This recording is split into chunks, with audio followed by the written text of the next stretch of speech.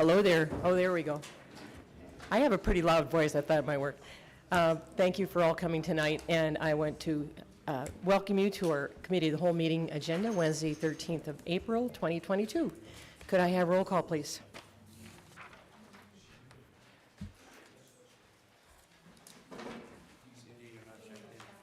Oh.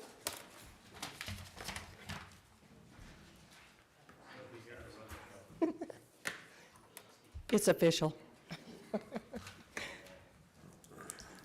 11 present, 1 presiding. Thank you.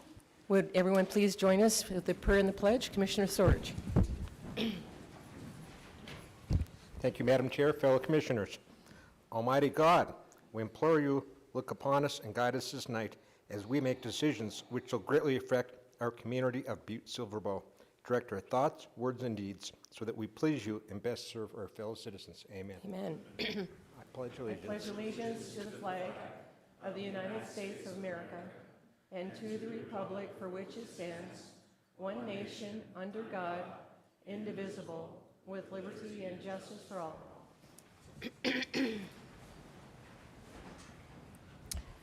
Thank you, Commissioner Sorge. At this time, I would call for any public comment on any item that is on this evening's agenda. And if you care to make a public comment, just come to the microphone and give us your name and address for the record.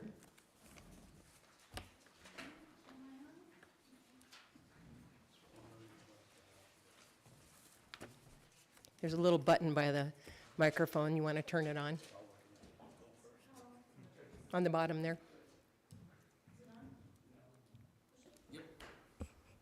Is this okay? Okay. My name is Carrie Keeley, and I live at 829 South Colorado. And I'm here to comment on the proposed demolition on East Park, I think. I wanted to tell you that I've lived in Butte for 23 years, and I'm kind of tired and disappointed to come be here again asking Butte-Silver to live up to their public trust as stewards of our National Historic Landmark District. It's a little more distressing when I see so many buildings finally receiving the attention they deserve, especially the O'Rourke, because I remember how close we came to losing it to demolition. We have all seen the success of saving the Acoma, which was not only didn't have a roof, but not much of a floor either, and it's been bringing money in ever since. So we know that demolition doesn't have to happen. It's not often even cost effective. We know the value of our inventory of historical buildings is increasing every day, and I seem to remember this same set of buildings was proposed for demolition at the same time we lost the Blue Range. And in the meantime, I wondered if it had been marketed at all. Do we try to sell and market these buildings to developers? 2 cottages in my neighborhood have recently sold for over $150,000 each. Same size as my house, which is less than 900 square feet. And so I see value in these buildings, a lot. And of course, you know, there's always the aesthetic beauty of the 19th century architecture. I've read where there's a failing wall between these 2 buildings, and I seem to recall that was one of the safety concerns of the O'Rourke, and yet it stood for, oh gosh, when did those guys start working on it? What, 15 years maybe? And when we see what's been done in the past, when we look around and see how much money people are willing to put into our derelict buildings right now, we know there are people who can work with what we've got. And I would prefer that my tax dollars be spent with care, both for the city's bottom line and our heritage. Thank you. Thank you, Carrie. Anyone else here to come to the microphone and give us your name and address for the record, please?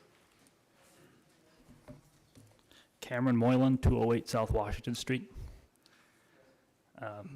I came here tonight because I'm speaking on behalf of the Butte Historical Society, but in addition to their offer, there were 2 others. There was mine for $55,000 for these 2 buildings. not to mention the one I made back in 2019 for the troubled building at 135 East Park, which the county blocked that sale. And so I have to think that the county wanted to make this their problem for some reason on account of that. But these two buildings, 123 and 125 East Park Street, are really excellent buildings. They're just as good as any other buildings uptown, and a lot of the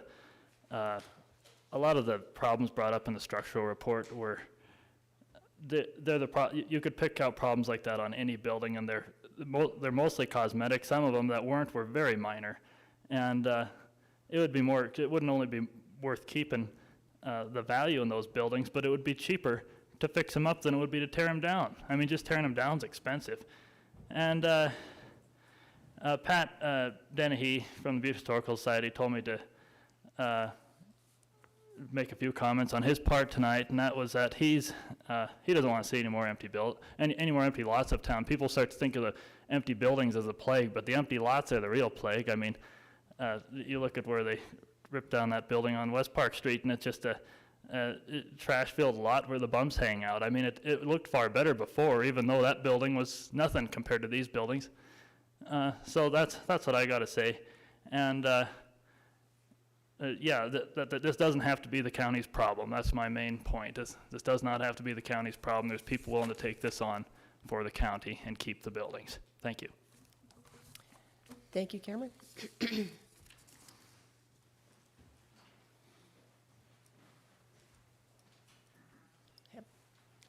My name's Larry Smith. I live at 27 North Excelsior.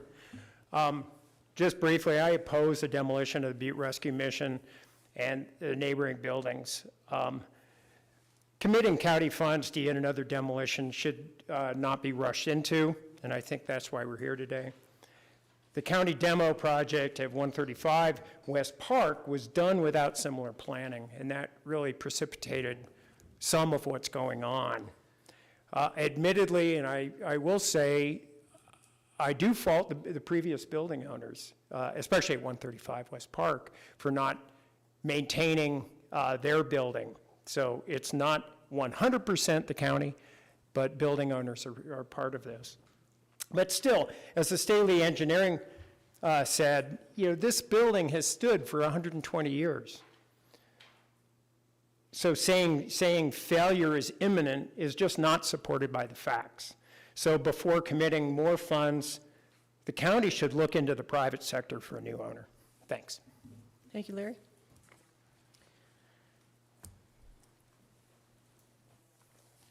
My name is Jason Silvernail. I live at 1251 Caledonia Street.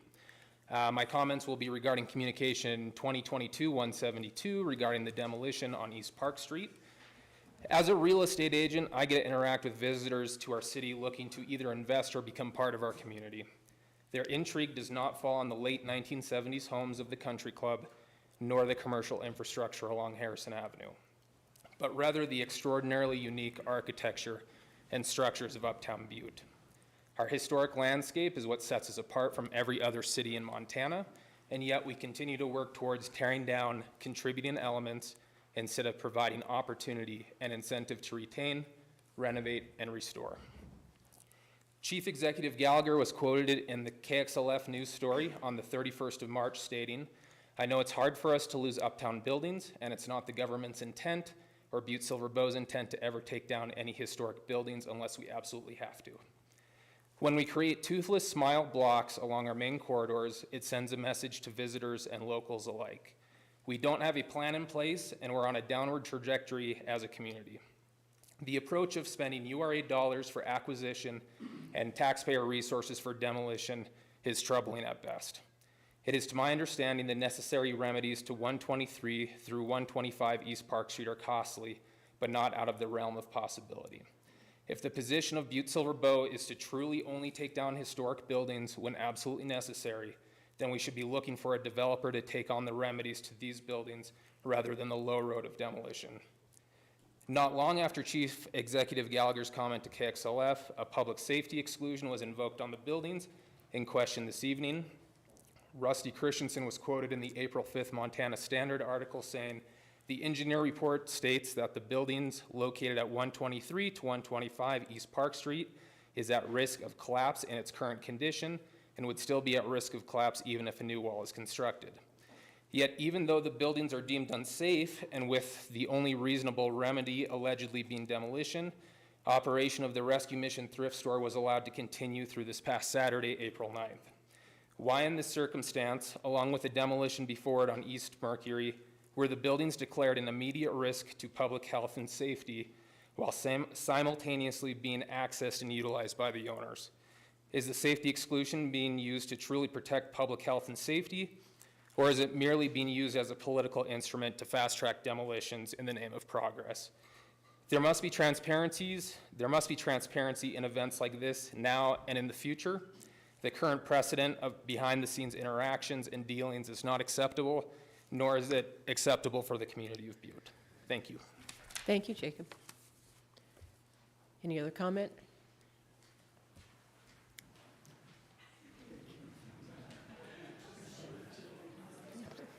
Sorry.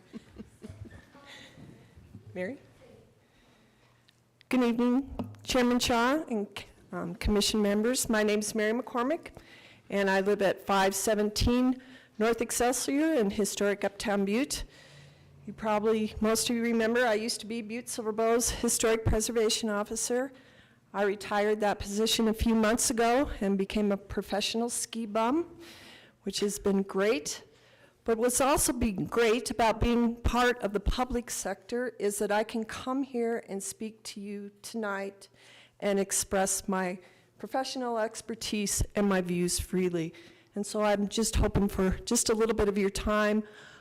You know, I don't want to repeat what a lot of other people have already said. I am, of course, speaking about the communication regarding the signing the MOU for the 123 and 125 East Park. For me personally, what's been going on in East Park Street has been kind of a boondoggle. And it's been a boondoggle since Butte-Silver Bow declared those buildings, declared 135 East Park dangerous, which it was dangerous. But then behind the scenes, behind closed door, with very little input from various departments and the public, we made a deal with the previous property owners to purchase that, for them to sell that property, to give us $25,000, and we'd take that property off their hands. That was done without transparency and without rigor. We didn't know what we were getting into, what the cost of that demolition would be, and we should know that because we kind of expect others in this community, when they're demolishing buildings that have shared party walls, to do a thorough assessment and know what they're getting into, have an engineering plan in place so that they don't impact the adjacent buildings. That's what happened with the M&M. You better believe that they took great care in dismantling those upper walls of the M&M so that they were not going to impact the party palace or, oh my God, and maybe if the party palace had been the occupant of 123, 125, we might have done that with a little more thought and rigor. And I mean rigor as rigorous in engineering assessments. Instead, now we have an engineering assessment. The engineer himself says that it's just cursory. It's not based on much real data, and it basically condemns two very viable buildings. And as you know, you just heard from Jason Silvernail, who's a real estate agent in town. This is a buyer's market. I mean, a seller's market in Butte right now. People want to buy buildings. They want to buy historic buildings in the uptown, and they want to renovate them, and they want to put businesses in them, and those businesses create earn income and create tax revenue. We have that happening all the time. The most recent example is Solantes. That building was in horrific condition, and those guys worked their butts off. They worked so hard to even just to try to find a building. They found probably the worst building in worse shape in the uptown, and they put tons of hard work and money and investment, and and it's wonderful now. I just beg you to go in there. It's something that is It's packed all the time. It's drawing people from the flats to the uptown. It's drawing people in from Bozeman and Helena. We have so many examples right now of great renovation projects where our diamonds in the rough are being restored and made viable properties again. You go to the Max Tavern, that's a great little asset here now in Butte. You have the O'Rourke, what's going on in the Irish Times, and the Exerdance building. Those people are putting a whole lot of money into it, and I think they're investing in Butte not just to invest in their little building, but they care about the district. They care about this larger entity that they are a part of. So I just beg you to consider this process very carefully. Maybe it's just fine to sign this MOA, but let's not rush to demolition of those buildings. Let's get them out. Maybe develop a rigorous developers packet program would be the way to get those buildings out into the hands of private developers. There's people that want to buy our historic building. Let's just give them the opportunity. Thank you very much. Thank you, Barry.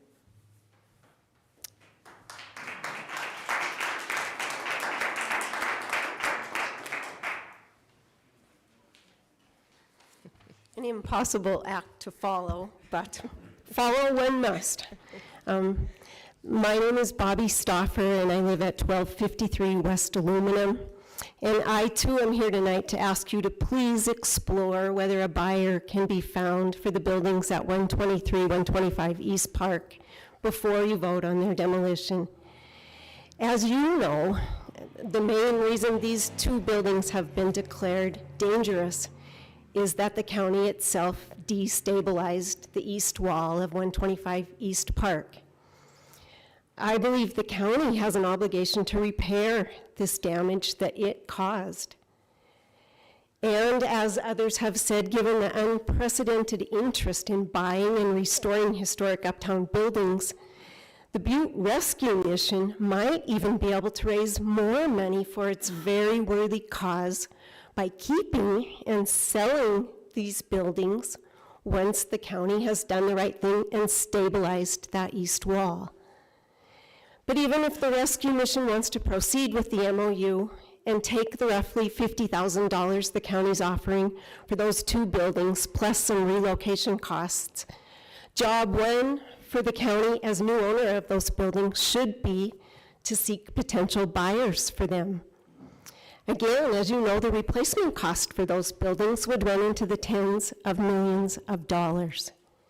And investors are willing to spend serious money on our uptown buildings because they recognize them as the valuable infrastructure and irreplaceable treasures that they are. It's been said before, the two O'Rourke buildings, the Acoma, the Exerdance building, the Park Hotel, they all stand today as indisputable proof that dangerous buildings can be restored. So it does not have to be a death knell to these buildings that they've been declared dangerous. To not give these two East Park Street buildings that same chance as those other buildings would be doing a grave disservice to the community of Butte and to the citizens of Butte-Silver Bow who elected you to make thoughtful, reasoned decisions on their behalf. Local government has already needlessly destroyed or approved the destruction of too many of our historic buildings without a thorough exploration of alternatives to demolition. Our home is like no other. Please take a different path this time to help preserve and not destroy more buildings. Thank you for listening and thank you for your service. Thank you, Bobby.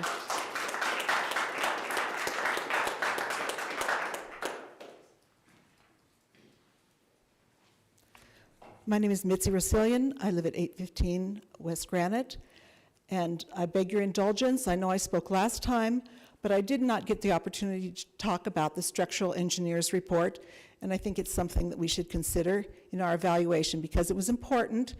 There was considerable discussion among council members about the value of a professional engineer's opinion, and I wanted to address that. I have to start by saying I was flabbergasted when the 123 and 125 were identified as buildings, there was a public safety issue. Because over the last 30 years, I can say, much to my embarrassment, that I have been in those buildings 300 times. I spent a lot of time in there, and I did not see, what I did not see, and the reason I was flabbergasted, was the deterioration of the building over time. And I know there's lots of stuff that is behind walls, but when I saw the structural engineer's assessment about the effect of maximum seismic episode or high wind event and the effect it would have on the building, I really was taken back. Putting aside that tire warning, I think that a careful look at the structural engineer's report would be instructive, and so I'm going to. First, there are two things when I looked at it that made me two broad generalizations.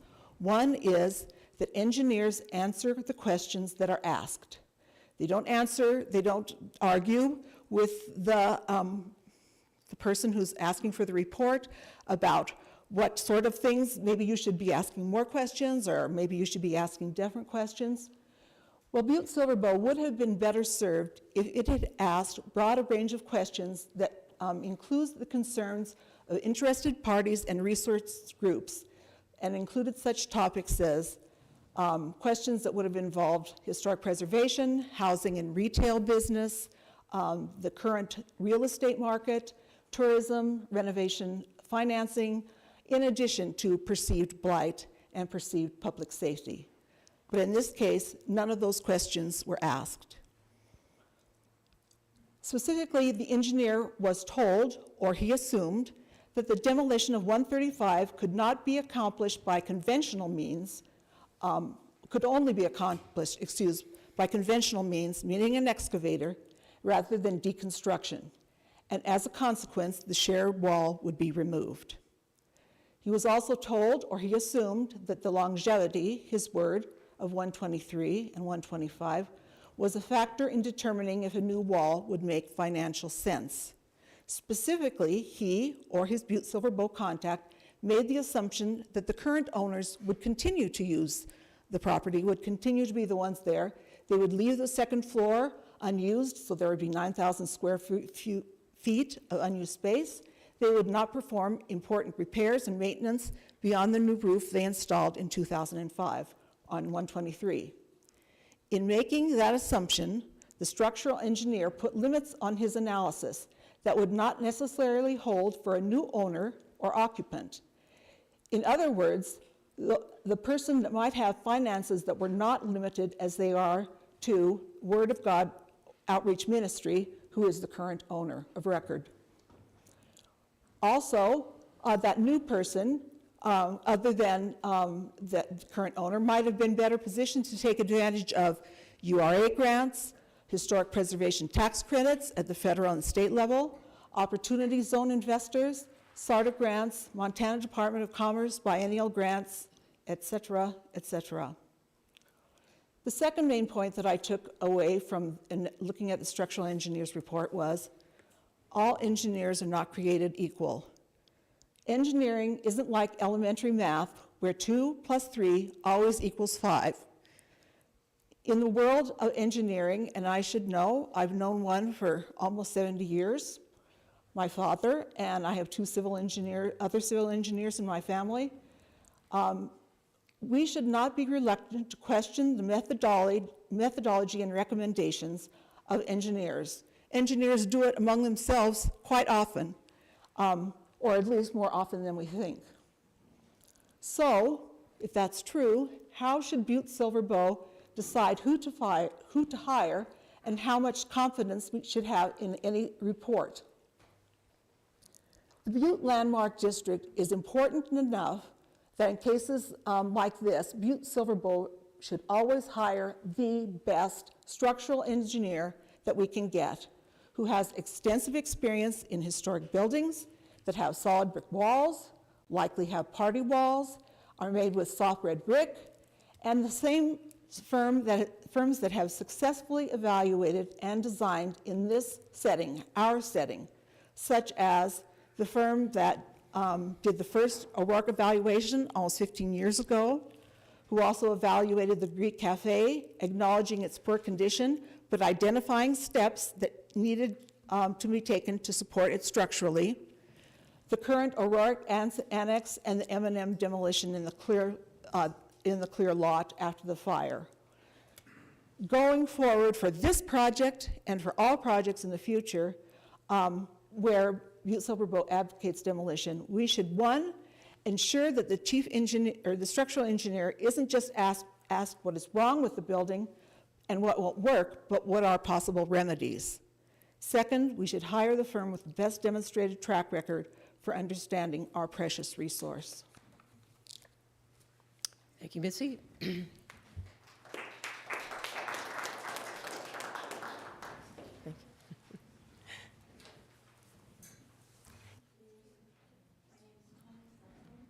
Your little button's not on there, Tony. Sorry. Here Good you go. evening. My name is Tony Seckham. I live at 825 West Court Street. And my interest in the buildings is, I'm an artist, and so my interest in seeing their value is in the visual. And I think that Butte has more beautiful, architecturally wonderful buildings than anywhere. And for about 14 years, I did a Chinese New Year's card, which many of you probably know it's based on a different animal every year. And often I would try to relate the animal to something in Butte. For example, the year the horse, I had the horse jumping over the stamp mill at the Lexington Gardens there. And when they were building the new power building, which is a beautiful new building, by the way, I took photos of it before they had all the walls up, and so it was the year of the ram, and I put rams on different levels.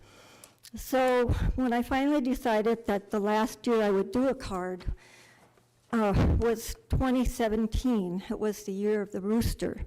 And I was driving around looking for an idea, and I came to the corner on Front Street where the Deluxe Bar used to be. And there was a lovely sign there that the city had put up, and the sign said it was a welcome to that corridor, National Historic District.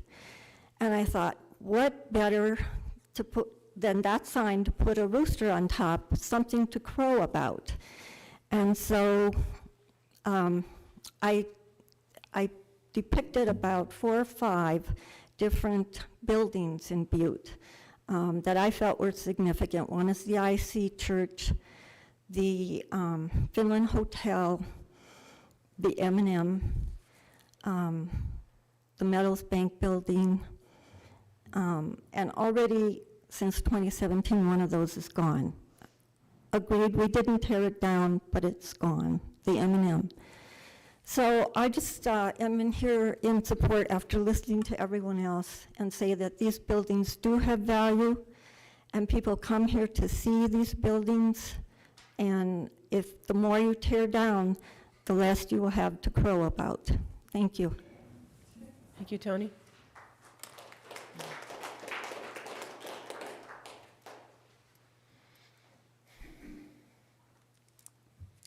Good evening. I'm Bill McGregor. I live at 423 North Excelsior. 20 years ago, this month, I was standing here to introduce a class of students who had studied the situation at the Pauper Cemetery east of town, up behind, up next to the interstate. There had been discussions about demolishing the cemetery. There had been discussions and problems with people stealing or carting off, I won't call it stealing, but carting off granite blocks surrounding the cemetery. And the chief executive had asked my class to investigate this. It turned out when we arrived that evening, there literally were comments, we could overhear comments about just bring a bulldozer in, just demolish the thing. We don't need it. Turns out the students revealed that it's state law, it's Butte-Silver Boat property. We're required to not just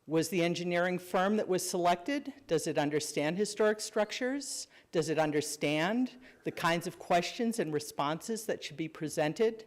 Does it understand how it needs to educate the people who don't understand what they do understand? As a longtime Butte citizen, I have a lack of trust in the demolition recommendations from the county. Why? Because of my familiarity with the county's past demolition recommendations. Tonight, I walked down from my house at 125 West Copper Street, and I noticed on the back of the O'Rourke Annex, the building that was more, what's the word I'm trying to think of? It's less stable than the O'Rourke. And I remember years ago when our county staff were trying to tear down that building. And now what's there? There are 9 or 11, I don't know how many condominium units there are in there. And the annex is being restored. And tonight I noticed that there was bricks put up on the back of that annex. And it is beautiful. They have stabilized that building. I am doing appraisals for the Department of Transportation. People are dying for these buildings. And for us to have such little vision to tear down what can be saved is a shame. URA money should never be used for demolitions under any circumstance, ever. It should be in the rules of the URA.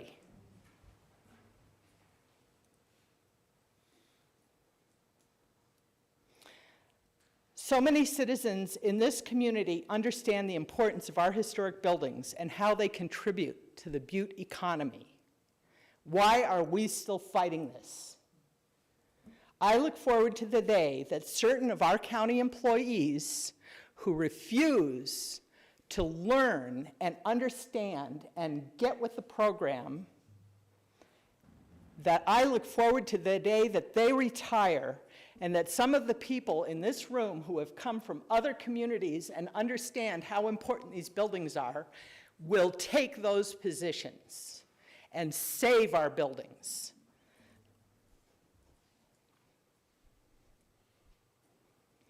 Finally, I want to address a comment made by one of the commissioners a couple weeks back ago. It was reported in the Montana Standard. The commissioner wondered why people who are concerned with historic preservation never step forward to buy a building before it comes up for demolition. Well, I would like to submit that the comment suggests that the Council of Commissioners might benefit from being offered instruction in logic. A building that is not in danger of demolition is not required to be saved. Thank you.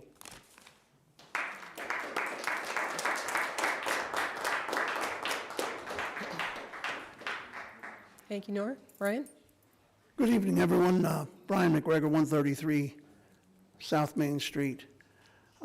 Much of what I would have said or touched on has been touched on, and I just want to say that my heart swells because these people are my neighbors, and we are kindred spirits, people that in a lot of cases have moved here and made a life here, invested their lives and their treasure here, life savings in some cases, and that we're all sort of, I think, Butte is like a Venus flytrap for us. We see its beauty and we see its potential. And I was drawn in like a lot of people, and I still love this town and the people in it. And I commend and honor my fellow citizens that I know they feel the same way I do, and we have suffered watching this town disappear. I've been here 16 years, and every year it's another building. I also want to commend the council commissioners, our commissioners, and thank you for your service, and thank you for listening. And I say this because last week it seemed like The people that, it was indicated that the people that got up to speak were being listened to. And that doesn't seem like such an odd thing, but it is odd. I have not seen this so much before when it comes to this topic. And I'll give you some examples. Other than the repeated cries of this, what we just heard tonight, and quoting myself, I've come up here and said, I'm seeing Italian and French and German tourists all summer long, walking up and down the street, taking pictures of these crummy old buildings. This is where it's at for us. This is our future. It's our greatest asset. I mean, it seems obvious. But when we had experts, we had a meeting here where we had people come that were experts in the field. There was one guy that was an expert in historic tax credits. He was working on, his outfit was working on they had $8 billion worth of projects going in 20 states. He told us, you're sitting on a gold mine, he said to us. And this guy was ignored. And when we talk about him afterwards, we'd come in here and say, what about that guy? That got nowhere. I've never felt listened to in this venue on this subject. And I feel like that changed a little bit last week, and boy, it sure gives me some hope and puts some wind in my sails. We got to get right on this. You know, I will take issue with one of the comments that was made earlier about the condition of the building, the thrift store building. There's nothing wrong with that wall at the thrift store building. And I've been going there ever since day one when I got here. That's where I got this shirt, in fact. The interior wall is a long wall, and it's stuccoed on the east side. There's no cracks in that wall. You take 10 buildings in Butte and count how many that don't have cracks. You know, all the subsidence and blasting here over the many years, all the buildings, lots of the buildings have cracks in them. I don't see any cracks in that building. But furthermore, the reason I don't place any value in these so-called engineers' reports and the characterization of the condition of any building that's slated for demolition is because I remember when they said that the deluxe, the Brinks building had a common wall with the deluxe. Well, you could see in the developer packet there was no common wall. There was a picture looking down from above. You could see the separator of the building. But that was revealed because, of course, they bought the building next door and they went to tear them both down. And when they had the Brinks building all the way down, there stood the deluxe bar building all by itself with its own wall. And did they stop and go, oh, now we can save the county $50,000? No, they just kept on going. Because I can only conclude that that was the desire and the intention in the first place, is to tear those buildings down by any means necessary. You might remember also that there was a plan for $30,000 to preserve to mothball the Brinks, and that was quickly forgotten. In fact, it was approved, and then it was forgotten when it came time to tear those buildings down. For whatever reason, I don't know. We could speculate about that. It's really, hopefully it'll become less important, because if we do the right thing here, we can start living right here by our city, our fellow citizens, our taxpayers. You know, this is an expensive proposition, not just in the demolition, but in the future. These buildings represent, like the Blue Range represented, millions of dollars in tourism, heritage tourism income. Every old building in this town, uptown, like this, represents a lot of funds coming into this town through tourism dollars. The loss of everyone is loss of those dollars. And we can't afford it. We can't afford it. So I appreciate everybody up here listening, and let's change our habits here. Thank you very much. Thank you, Brian. Anybody else? Other comments on any item on tonight's agenda?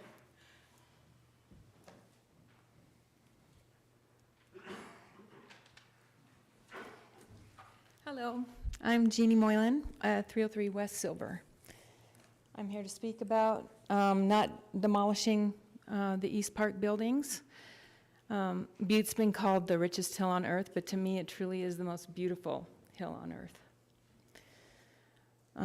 Reading the engineering assessment, it does seem very black and white. But as a counselor who does a lot of group therapy, it's like problem solving and continuing the conversation to make sure that we find the best solution seems to be what's needed here. We have a lot of weird things going on in this country today, and it just occurred to me that this is our opportunity as a community to come together and to try to support each other through a common love, which is these historic buildings, which runs deep in our family, as you know, through Cameron. And if you don't have that same love, just go on one of his deluxe tours of Butte, because it has opened my eyes. It's beautiful here. So I get nervous talking. I watched the meeting on YouTube last week, and I came away feeling a lot of hope. I heard you guys saying you don't want to be tearing down buildings, and some really beautifully delivered speeches prompted me to go ahead and make an offer for that property. So I made a $100,000 offer. I don't know if they want to take that offer, but I'm all in. I love Butte. I love these buildings. I can see these people here, how we could all come together. If you have money that shouldn't be used for tearing a building down, you are money. Let's bring our money together. And maybe in these kind of tentative times in the world, we can be the first community to try to come together. Thank you. Thank you, Jean. Any other comment on any items on tonight's agenda?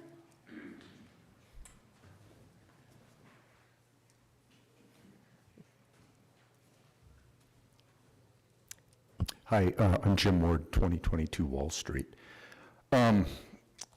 I just had a few comments that I think we should consider. And economic development's the buzzword in all of the communities. We have two natural resources left in Butte. One of those is the mine. It's very successful. The other is our town. And it may sound strange because it's not a tree or a rock or whatever, but it has been here for so long, it's treasured as greatly as a natural resource. And we have two in this community, not 10, not 20, not 100. We have two. And we need to protect both of them very preciously. And I think if we look back at the pictures in the 20s and 30s and 40s, this looked like New York City. We had towering buildings throughout. Now we have some sore thumbs that stick up. But people still come here to see what we were. And it also drives a lot of economic impact to the state. We just filmed Father Stew here. It's showing right now at the theater downtown. They would not have come here if it didn't look like Butte. If it didn't look like an old mining town. They would have went to Helena, because Father Stew's from Helena. David Yarrow came here a few years ago because we look like an old community, an old mining town. We've had, I don't know, half a dozen, maybe 8 films here in the last few years. Every single one of those came here because of how we look. That is economic development. And that will only grow because other communities are going to continue to tear their buildings down and look like new, shiny Chicagos, new, shiny St. Louis's. This is a natural resource that we need to protect. And it's not the first wall, as we talk about the buildings on Park Street, it's not the first wall that's been saved in Butte. Right now, Daniel Hogan and Clark are up in Walkerville, and there's a building there. The roof was literally gone off of it. A quarter of the roof was left. Both walls were bowed out and failing, yet they ran rods through the building, sucked those walls back together, put the roof back on it, and now it's stable. That building will last for another 100 years. It only takes a little more architectural and engineering work to save these buildings. Has anybody been in Salancha? Salancha should have been condemned. When they tore the ceiling off of that, they were scared to death to stand inside of that building. They tore the whole roof off, and they put a new ceiling joist, roof, everything on there. They're going to open a bar up on top of that roof. That's going to take a lot of weight. But they did the effort, and they did what it took. So it kind of reminds me, I just saw this on PBS. There was a community in California. They have a butterfly reserve. And they were going to do some great good because a woman was going through the preserve during a storm, a limb fell on her head. Everybody got excited, insurance went up, we've got to go clean up the preserve. So they went in and chainsawed a bunch of limbs off. They had 30,000 mating pairs that came there every year. The next year they had 400. They had tens of thousands of visitors that came there every year to see those butterfly. They had 400 mating pair the next year. They still had a lot of visitors. The next year, they literally had a few hundred visitors. So this is another natural resource that we must preserve. Let's not drop tens of thousands of visitors. Let's protect every single thing that we can. I understand every once in a while a building, there's nothing but destruction. That's the only thing we can do. But clearly, these buildings are in better shape than quite a number of buildings that have been saved already. Thank you guys for listening. I appreciate your time. Thank you, Jim.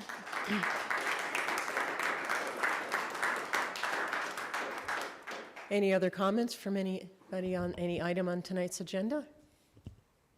Going once? Thank you all for your comments. Okay, I'm sorry, we have someone else? Did you want to come on up? Come on.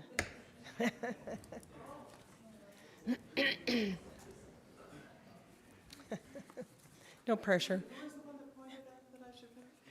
My name's Joan Stenick, and I am over at 27 Main. I'm new here. Welcome. I moved here. I moved here specifically because I thought it was just a fantastic place with all these beautiful old buildings. And I have a little art gallery that I've opened. We're closed right now because it's winter. But I've had 3 shows there, successful, I think.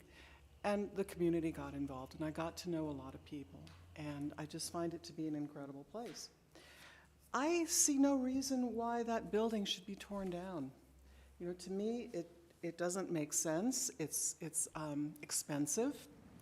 It's not, I mean, I haven't read everything, and I really just wanted to show up and give my support. And I've heard so many, you know, people made great speeches. I moved here from San Francisco, and you know about earthquakes there, and also in Santa Cruz, and places where the Loma Prieta has affected the downtown area. And retrofitting is just where it's been. That's just what people have been doing. They're proud of their architectural heritage, which I believe that people are here too. And it's just, this is maybe it could be a turning point, who knows, but it's also, in my mind, it's kind of like, well, if you tear down one building, then another one's going to be easier, and it's going to get easier and easier. And people are just, I don't think anyone here is going to stand for it, but it just becomes like a second nature, and you don't think about what that building was, and do you remember that building? Did you grow up with that building? You know, did your dad work there? Did your mom work there? You know, and all the stories that surround that. And this is a viable building. And it's a beautiful community. It's a beautiful little city. And I'm really glad to be here. And I hope that these buildings can stay in the future. Thank you.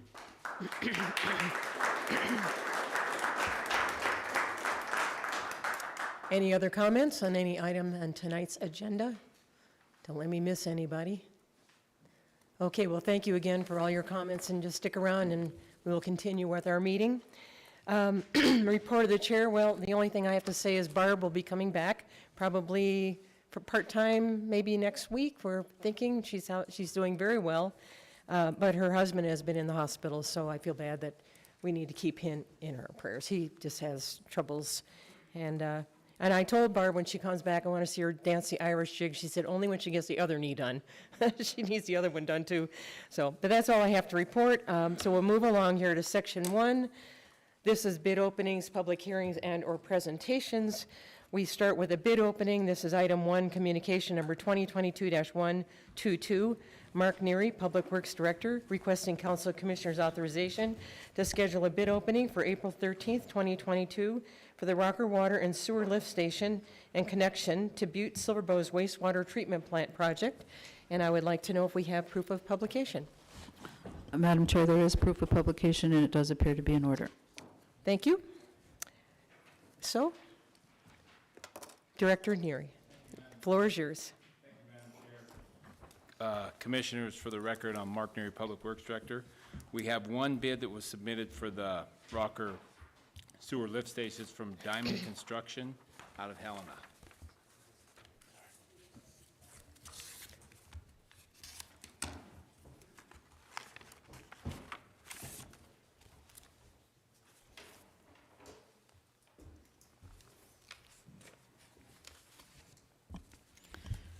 And Madam Chair, there is a bid bond in the amount of 10% from a licensed surety company that appears to be in order.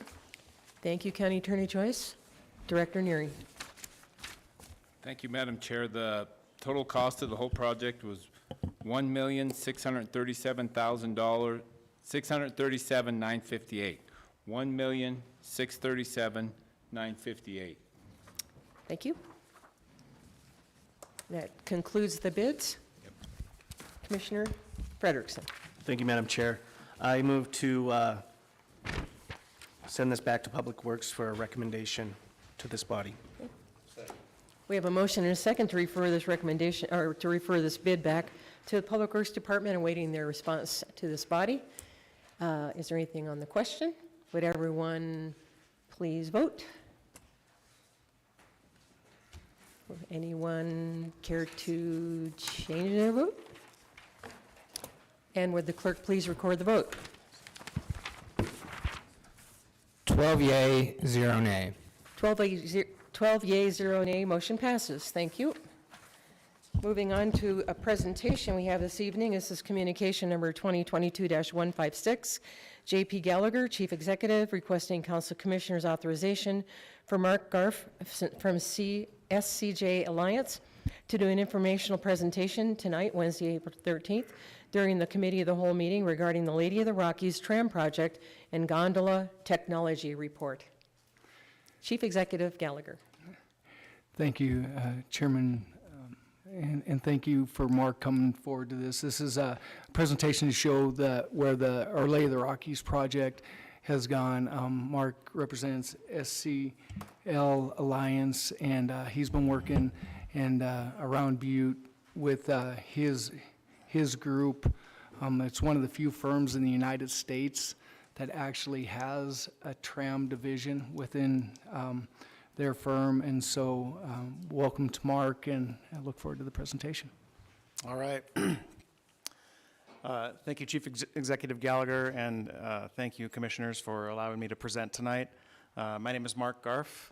I live at 1149 Antimony Street. I don't know if I need to say that, but I just thought I'd let you know. My wife and I moved here about a year ago, and we couldn't be happier to be here. And I convinced my firm to open an office here. So here we are. We're down on Florence Avenue, and I'm a landscape architect. So I'll be presenting on behalf of our cable-propelled transit team, most of which are in Denver, but I'll be going through this slideshow with you. And my presentation is in two parts. First, I'll be telling you what I've been doing what we've been doing as a firm working with the city and Butte Local Development Corporation, and also Our Lady of the Rockies Board of Directors, and then what we have left to accomplish. And I'll also be going over our technology report that we just issued and presented to the Our Lady Board of Directors last night. So next slide. So I'll go through a timeline of what we've been up to. So about a year ago, we started engaging Butte-Silver Bow officials and reached out to the OLR board, Our Lady of the Rockies. Held several meetings with them to kind of gauge interest and come up with a programming so we could prepare our scope and fee. And then we presented to the board on June 8th. And next slide. We presented kind of a gondola and tram 101, which I'll go over some of the very basic things. Hopefully this will be interesting to most of you. There's various types of gondolas and trams, from the simple ski chair all the way up to something we'll be talking a lot more about, the monocable detachable gondola, and of course trams as well. So basically gondolas are enclosed cabins traveling through the air. They can travel in one direction around a loop, or they can jig back and forth, which I'll talk about more in a minute. And there's over 1,900 gondola systems in the world. So it's a pretty well-known and well-understood technology. So stations are where the cabins slow and stop. Between the stations, they're supported by towers. They're, of course, ADA compliant. And we'll be talking more about the three main types of systems later on in the show. Next. So basic planning principles. This will be important later. Straight lines. Gondolas, the cables don't bend. You start at the bottom and go to the top, and it's in a straight line unless you have a station in the middle, and that's where you turn. You don't fly over private property or structures without agreements. You need adequate clearance, and every time you add a station, it does add cost to the system. Next. We talked a lot with the Our Lady of the Rockies board and also Butte-Silver Bow about amenities at the top. You'll want to, we think, and we're actually very confident that with the amount of tourism that travels through Butte, maybe doesn't stop in Butte, but would travel under this gondola, about 4 to 5 million people a year driving up I-15 between Glacier and Yellowstone, that will have a capture rate that will be fairly substantial. But they don't just want to go up there once. They want to go up there again and again. And so amenities are how you drive repeat visits, because sometimes a good view isn't enough. The cake needs icing. Visitors want an experience with events and activities. And sometimes the amenities can be more complicated to organize than building the gondola itself, but they drive more visits. Amenities complete the experience for the user and open up a myriad of programmatic revenue possibilities. Next slide. So we talked a lot with the group about what sort of amenities you can have at the top. Imagine a restaurant or a wedding venue or some other kind of event space with a beautiful view of Butte, or a beautiful view to the east, which is, from up there, looks like unspoiled wilderness. You can have both active and contemplative spaces, wedding, event venues. We talked about doing a rope bridge, zip line, ropes course, mountain bike rentals, even cross-country ski trails when we've got enough snow, interpretive trails, day hikes, picnic areas.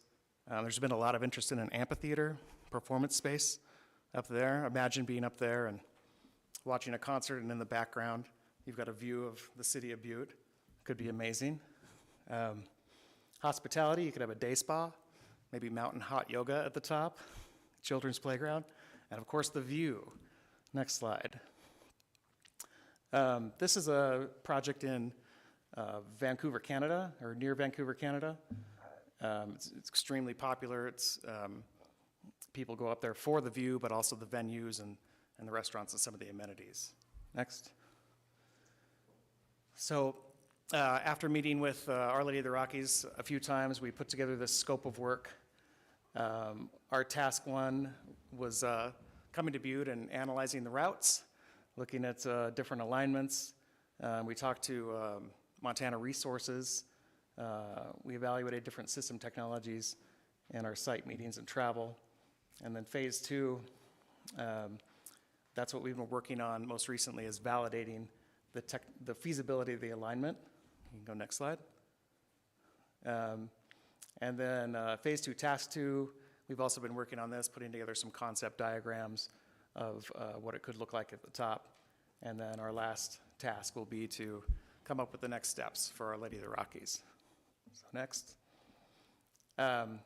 So we finally got a signed contract in July, and we started working on all the background, reviewing the agreements that Our Lady of the Rockies already had in place with NBT, the railroad, and we scheduled our site visits. So in September, our out-of-state staff traveled to Butte, and we had 3 days of site investigations. Of course, we went up to see Our Lady. I'd already been there a couple times, but it was wonderful to be up there again with some people from our team to really help them understand why Butte is so awesome. We started assessing kind of alternative alignments and looked at some station site analysis.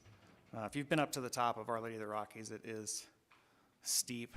There's not a lot of flat ground, but it's bigger than you think. I think it's large enough to do some really neat things up there. Next slide.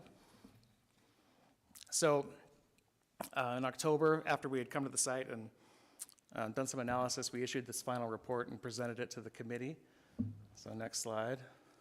So we looked at 5 potential base station sites and alignments from those different sites.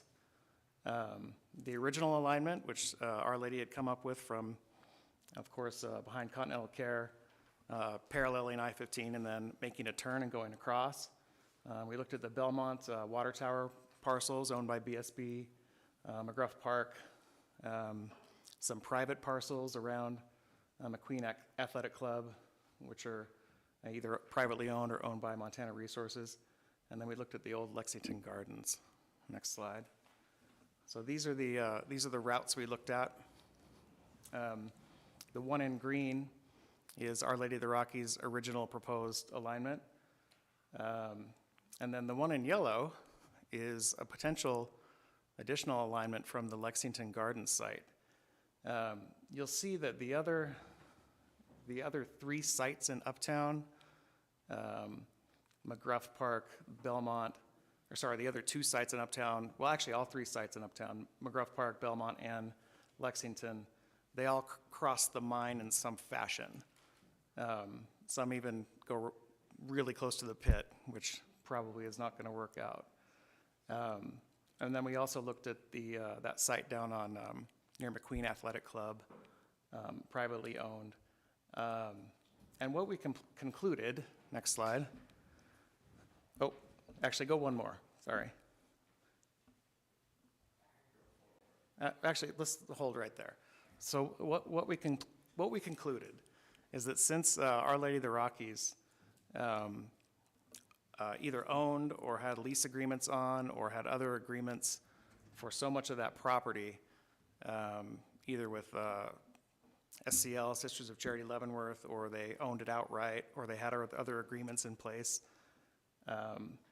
rather than try and cross more railroads, potentially cross other roads, fly over private property, fly over the pit, it seemed to make a lot of sense to stick with what we had already had. So, and I'll talk more about that in a sec. Next slide. So we reviewed all of their properties. We looked at these freeway crossings, power line crossings. We looked at the airport flight cone, and then, of course, active mining operations and constraints. And we assessed MDT's April agreement with Our Lady of the Rockies. And we assessed all this technology based on the site-specific information. So next. So this is us on site. We actually got a tour of the mine, which was amazing, all the way down to the bottom of the pit. It was fantastic, very eye-opening. And that's us up in the tower. That's us in Our Lady of the Rockies. That's my colleague Stephen kind of presenting to the group up at the top. That picture at the bottom right is Rebecca, who's in my office here in Butte, and Ricky from our Washington office at the turning point. Next slide. So we decided that this was the preferred alternative route. You're probably all familiar with it already, but it starts behind Continental Care, parallels I-15, and then crosses it at as much of a 90-degree angle as possible, and then goes straight to the top. Next slide. So I already touched on this, so the benefits of this route, the land is almost entirely owned by Our Lady already, or there are land agreements in place. The proximity to adjacent streets and freeways is great. The visibility to I-15 for the parallel line is fantastic. That line, and then of course it crosses I-15, it will go over I-15. And so that visibility and that capture rate of potential tourists is fantastic.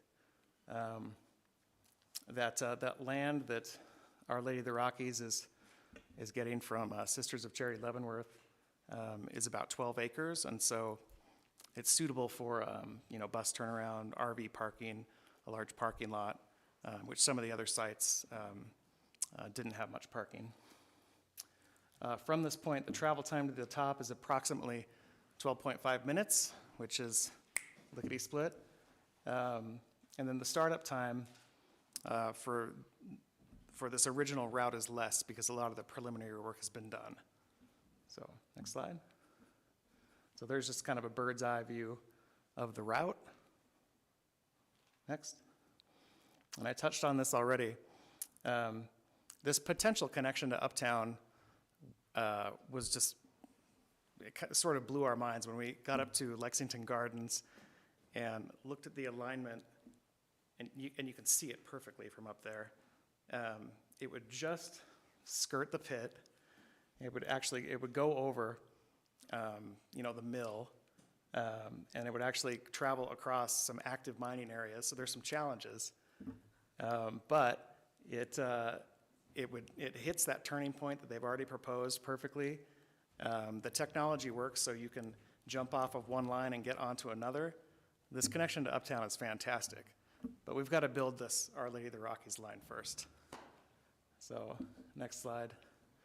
I touched on this. There are some challenges. Of course, we can't run these during blasting. You'll have to pull all the cars off and then inspect the cable, run it once through after the blasting. And there's a lot of power line conflicts, railroad crossings, and some flight cone considerations, but all that is surmountable. All right, next slide. So one of our recommendations in this first report was to renegotiate the lease with MDT, Montana Department of Transportation. We read through it and we found 5 issues, and I don't need to go into these in detail. I can provide this information to the council if you need it, but Our Lady of the Rockies is currently in the process of renegotiating that with their attorney. So next slide. So with this report, we recommended the monocable detachable gondola. And I'm going to go into this in a little bit more detail in a minute. One of the fun ideas we came up with, that first leg of the alignment, where it's paralleling I-15, has to go under power lines from Northwest Energy. They're high tension, basically Northwest Energy requires the car to go under it, and you have to cover it in a Faraday cage. And so we thought, well, it'll be a lot cooler if it went into a tunnel that we could then turn into an interpretive project where you're coming into a mine tunnel. It's part of the experience. There's so many possibilities. So we provided this information to the Our Lady of the Rockies. And next slide. And then we began to work on phase 2, putting together some technical data, gathering survey data, whatever was available, setting up our base files, looking at route alignments, looking at calculations. And we did some programming meetings with OLR, and we prepared a presentation on why point of interest cable car systems are profitable. They always are. Next slide.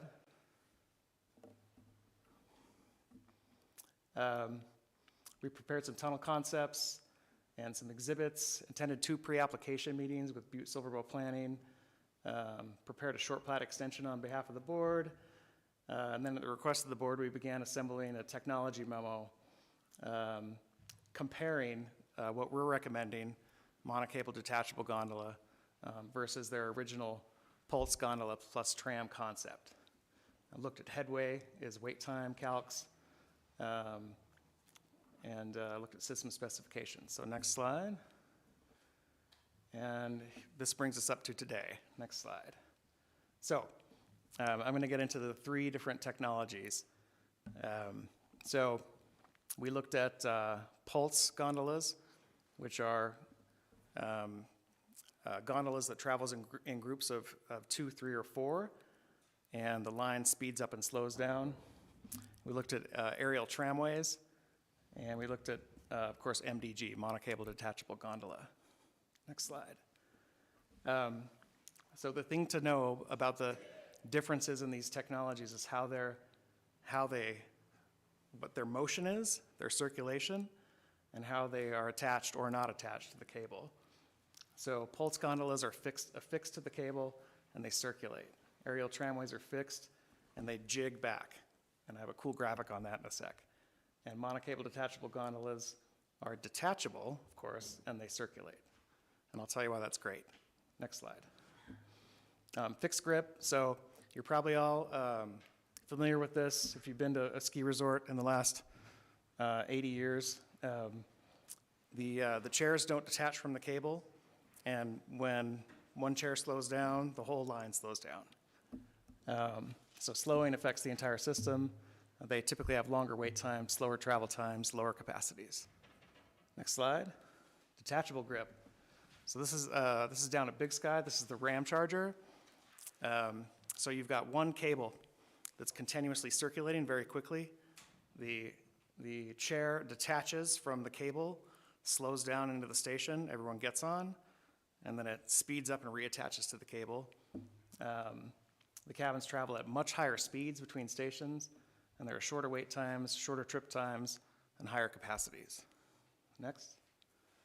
So motion types, circulating, that means it's one cable going around the wheel continuously, and then jig back. This is the tram. The trams do this. So I think if you click, these will run. Yeah.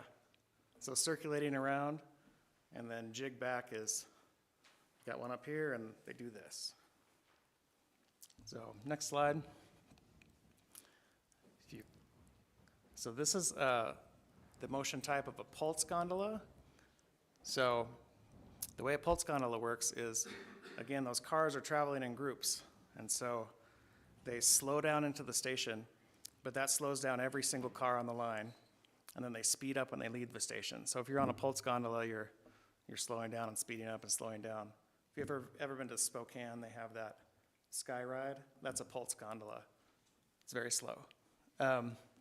So longer wait times due to propulsion, or due to the pulse motion, and then limited capacities. So more cars just equals more pulses or stops, which slows the total trip time. So it's not as expandable. And I should say, maybe this wasn't clear at the beginning, but the original proposal by Our Lady of the Rockies was to have a pulse gondola for the first leg along I-15, and then a tram at the turning point for the way up to Our Lady. So next slide. So pulse gondolas, I'll give you a little bit more information. Next slide. This is probably too small to read for most people in the back. Essentially, the cabin capacity is about 8 to 12 people per cabin, typically sitting on benches. You can put mountain bikes, strollers, wheelchairs, and walkers in them, but it reduces the seating capacity. Travel speed is about up to 14 miles an hour. The span between towers is typically 300, but it can be up to 1,000. And maximum operating wind speed is between 15 and 25 miles an hour. The wait time, it varies widely depending on how many cars are on the system. And then you can have power in the cabin. Generally, there are batteries in the car itself that you charge when it's in the station. So you can't have air conditioning, heat, multimedia, and lighting. And then because these are sort of off-the-shelf items, the customization is not as great as it would be if you were building a completely custom tram, for instance. So next. So now we'll talk about trams. This is up at Alyeska in Alaska. Next slide. So trams have more cables. They have support cables and then propulsion cables. The cabin capacity is highly variable because every tram is completely custom. There's no off-the-shelf tram. Every tram you buy from the manufacturer, you tell them, okay, I need a tram for 25 people. And so you get a tram that can hold 25 people. It's completely custom. The towers are always custom. But that means it's very configurable. You could make it look like a trolley car if you wanted. The span between towers can be up to 3,000 feet, which is way more than we'll ever need in this application. The wind speed operation is much higher, between 30 and 60, because the tram cars are so much heavier. And then because there's more than one cable, you can have air conditioning, heat, more multimedia. It's more customizable. Next slide. All right, so monocable detachable gondola. So this is the technology that we recommended. Next slide. The reason one of the main reasons we recommended this technology is because you don't have to get off of one type of system and then wait in line and then get on a totally different type of system. So this is very similar to the pulse gondola, except that it detaches. So next slide. So this is a short video. If it'll go. If it doesn't go, it's okay. It should open up a YouTube link. That's okay. You want to just go to the next slide? So this is a chart that compares each type of system. So again, there's two segments.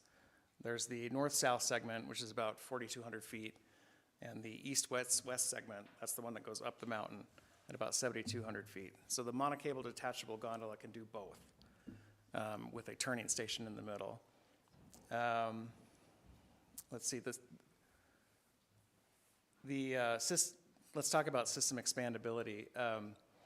Because tram cars are completely custom, once you build it, in order to replace it, you have to build an entirely new set of tram cars and replace all the towers. So they're not easy to upgrade. Whereas with the monocable detachable gondola, or even the pulse gondola, you can just add more cars to the line. These are off-the-shelf cars that you buy from the manufacturer. You just put more on. The line speed is about 11 miles per hour, and that's a 12.5-minute ride up to the top. Wait times, this is really important for the user experience. Your wait time is probably never more than 1 minute, and then your travel time is about 12.5 minutes up to the top. Whereas with the combined pulse plus tram system, your total wait time is about 23 minutes. And that's if the tram is waiting for you when you get there. Otherwise, you have to wait maybe another 15 minutes for it to come down. So it's just a better experience. Stations. So with the monocable detachable gondola, you need 3 stations, one at the base, one at the turn, one at the top. When you're combining 2 different technologies together, you've got 2 stations for the pulse gondola line, and then 2 stations for the tram line. You can maybe share some of the building at the turn station, but it's basically 4 stations. Stations add cost. Although there are more towers with the monocable detachable gondola, line because you can do so few towers with the tram. Because the tram towers are so massive and large and expensive, having more towers really does not, it certainly doesn't cost more than the large tram towers. And bikes, you can get bikes in all the cabins. Next slide. So in the end, this is what we recommended. Your reliability, availability, and wind stability is good for both systems. We think the customer experience is better with the single system. Appropriateness for wheelchairs and strollers. You have the same limitations with the pulse gondola as the monocable, so it's basically the same. Number of towers, because of what I just talked about with the tram towers being so expensive, it's roughly a wash. The wait time is great with the monocable, whereas you're waiting a lot more with the combined system. The climate control, because you're limited on the other line with the Pulse Plus tram, it's sort of poor in both because you have to charge these batteries, but that's just the nature of the system. In-cabin entertainment is fair, and the cost of the MDG is moderate compared to what is the high cost of a Pulse Plus tram, because you're smashing two systems together. And then the revenue potential for monocable detachable gondola, because it's so expandable, as you add things at the top, or add more amenities, or as you have another line coming in from Old Lexington Gardens, the revenue potential is really good because you can expand this system and send more and more people up to the top, up to 3,000 per hour, which is more than you'll ever need, but that's the potential of the system. Next slide. So we recommended it because the capital costs are lower for the MDG. The customer experience is better. Smaller cabins, I think smaller cabins are more family friendly. If you've got an 8-passenger cabin versus a 40-passenger cabin in a tram, it's just a better experience. The mid station is smaller because it doesn't need to accommodate two different technologies coming together.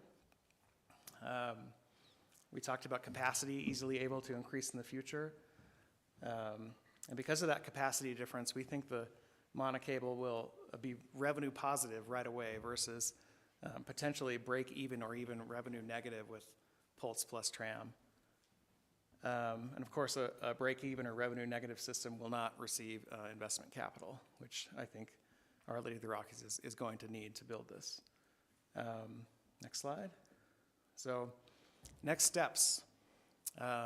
We need Our Lady of the Rockies to tell us which technology they want to go with, and we've strongly recommended monocable detachable gondola twice now. And then once we get this new technology, we'll finish out our contract, which is we'll design some conceptual layouts for the base, mid-terminal and upper terminal, site planning, amenity ideas, food and beverage possibilities, interpretive activities, just basically put together and present more ideas for the system. And then we'll compile a project plan outlining their critical next steps, timelines, phasing, and proposal for the next phase of engineering. So next. So this is a sketch that we put together really quick of what could possibly happen at the top. The little circle is, of course, Our Lady of the Rockies statue. The hexagon is the observatory. And you've got of course, you've got the monocable coming in to a station. Adjacent to that could be a restaurant, with a big deck, potentially looking east. We're showing a ropes course and an amphitheater and a kids' playground. The potential is massive. So next slide. This is a project in Idaho Springs, Colorado, that we're working on for another client. It's a lot further along than this project, but it's a similar sort of idea. It's a point of interest gondola from a mine at the bottom, the Argo mine at the bottom, up to the top, and they're proposing similar amenities, playground, amphitheater, restaurant venue. And this has already received investment funding and it's moving forward. So I believe that was all I had for this evening.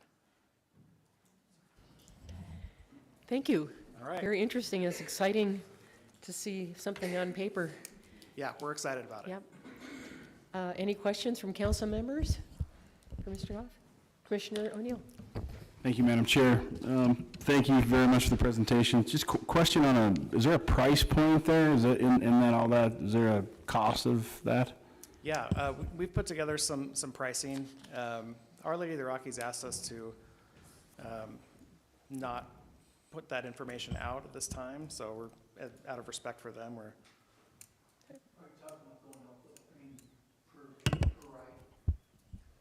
The whole thing.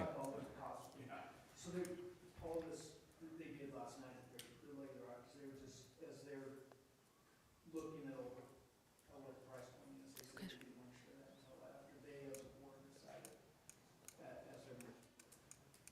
Thank you. Commissioner Sorich? Thank you, Madam Chair. Thank you. Looks like there's a lot of work, a lot of time and effort went into it. It's just, a great idea.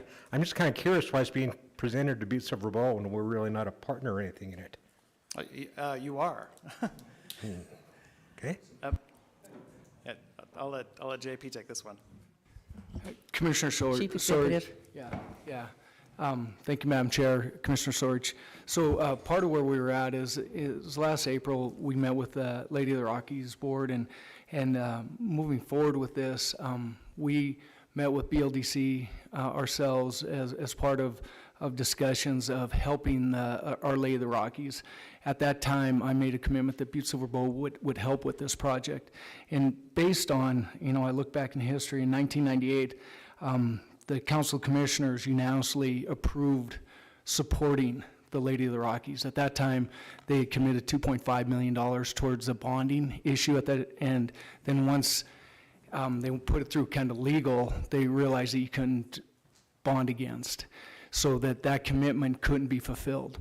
But based on that, and I'll take all responsibility on this. I talked to Commissioner Fisher about this today as well.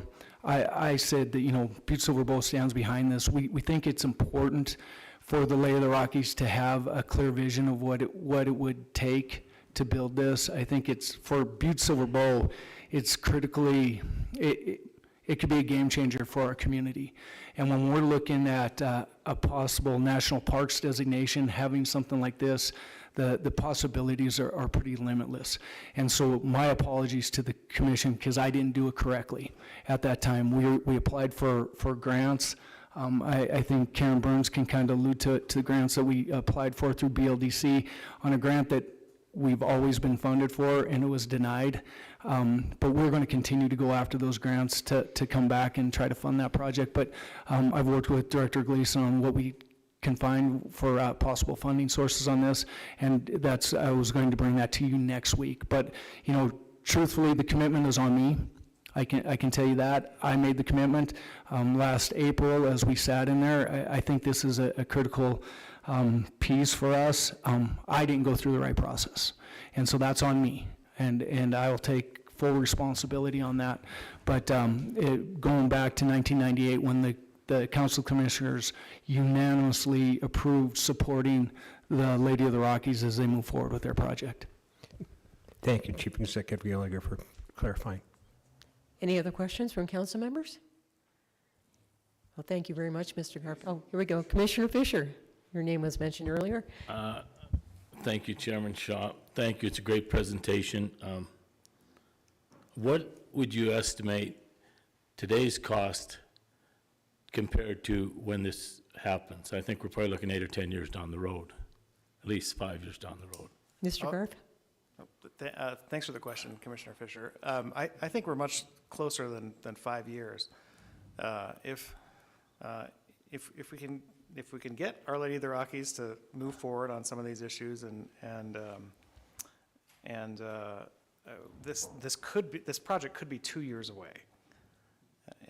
The preliminary engineering that we've already started, it could be continued. I think The next phase of engineering might take a year, and so potentially construction could start if everyone gets their ducks in a row in a couple of years. But you're right. Every day the price of steel goes up, and so I don't want to speculate on what the price difference would be 5 years from now. Follow-up, Commissioner Fisher? Thank you, Chairman Shaw. Like I said, a great presentation. I see a lot of good there, but do we have to get the investors, or where does this money come from to do this project? I mean, I don't, maybe that's not a question for you, maybe that's something for the chief executive, but I know we're talking in the millions of dollars, 20, 30 million, and an operational cost, you know, that's extensively high yearly. So these are the things that concern me. You know, we budget a yearly budget for Oak County here, about 145 to 150 million dollars a year. So to have one investment, I'd just like to know, you know, is it Frito-Lay, or we're going to get, so, you know, who's going to come in and pay the bills to build this gondola, I guess is what I'm asking. Thank you. Chief Executive Gallagher. Yeah, thank you, Chairman Shaw and Commissioner Fisher. For this to be successful, truthfully, the Lay of the Rockies, the undertaking of what the cost would be, they would need investors, and there is an Ray Rogers came forward and presented to the board about how that would work, and having a for-profit and a non-profit kind of coexisting together. But there is investment opportunities out there, and there's people looking to invest in this, including some of the tram manufacturers that have monies available that go along with this because they see the potential of these point of interest trams. And for many of us locally, and I've talked to a lot of people about this, for us to conceptualize the cost that this would be and get the return on investment, it's hard to fathom. But the people that have talked through SCJ and potential investors in this, they see that potential. And so I think that if given the chance, there would be investment that would build this, and the risk would go on them, and the benefit would go to the Lady of the Rockies nonprofit. Follow-up, Commissioner Fisher. Thank you, Chairman Shaw. Thank you, Chief Executive Gallagher. I guess my last question would be is, what is your fee for the work you're doing at this time? Mr. Garf? Our current fee is, I believe it was $87,000. Okay. $78,000. Going once, going twice. Can I respond to Yes, you may. Commissioner Fisher? The presentation that JP mentioned that Ray Rogers put together, he had an investment capital group come and present to Our Lady of the Rockies. They're called Equity Street Capital. And about a year ago, the SEC changed the rules about how individuals can invest in different organizations. And so potentially, anyone in Butte or anyone in Montana or anyone in the United States can put forth $100 or $1,000 and invest in the Our Lady of the Rockies gondola project and receive a dividend through the and it's perfectly legal through the SEC. And so that's one way to raise the money. And it seemed like there's more than one company that does this sort of thing. So point of interest gondolas generally always make a profit when they're done right. So I think it's a good investment. Okay. Okay. Commissioner Thatcher, and then Commissioner Sorge. Thank you, Madam Chair. Thank you for your presentation. I just have a quick question for Chief Executive Gallagher. Is this collateral for something in 1998 or like from a loan? So the commitment, I'm sorry, thanks, Chairman Shaw and Commissioner Thatcher. This was a commitment of the commissioners. They took a unanimous vote to support that. And at that time, they had committed to backing $2.5 million of that. But that doesn't change kind of what their commitment was on there, and it was to back bonding. But, I think Danette can answer a little bit better than I can about how bonding works, and when bond counsel said it's not capable of doing that. I'm sorry, Danette, to put you on the spot here. With that, can I ask that then, Cindy? Yeah. Thank you. Director Gleason. Madam Chair, Commissioner Thatcher, just to clarify a few things, Commissioner Thatcher and I'd had a little conversation about this, so I think that's confusing things a little. So back in 1998, it was collateral. The council approved in 1998 by resolution to back Title 90 bonds if they were issued by the Our Lady of Iraqis at $2.5 million. So it wasn't a grant, it wasn't funding, it was collateral on Title 90 bonds. And then in 2014, during our audit period, it was discovered, and we did some analysis, the county attorney and myself, and we spoke with bond counsel. Some of you might have been here in 2015, you'll recall that we had and presented to you a letter from our bond counsel, and then I had developed a letter too on our findings, and we asked to repeal that resolution because a local government cannot use its collateral to back and support another nonprofit or any for-profit entity. So that was the reason for pulling that collateral. At that time, there was some discussion with Our Lady of the Rockies about trying to help them in the future find and seek some other ways to continue with the project, because I do believe the commissioners in 1998 and in 2015 really still supported the project. It was just trying to find the most appropriate and legal means to help them find that.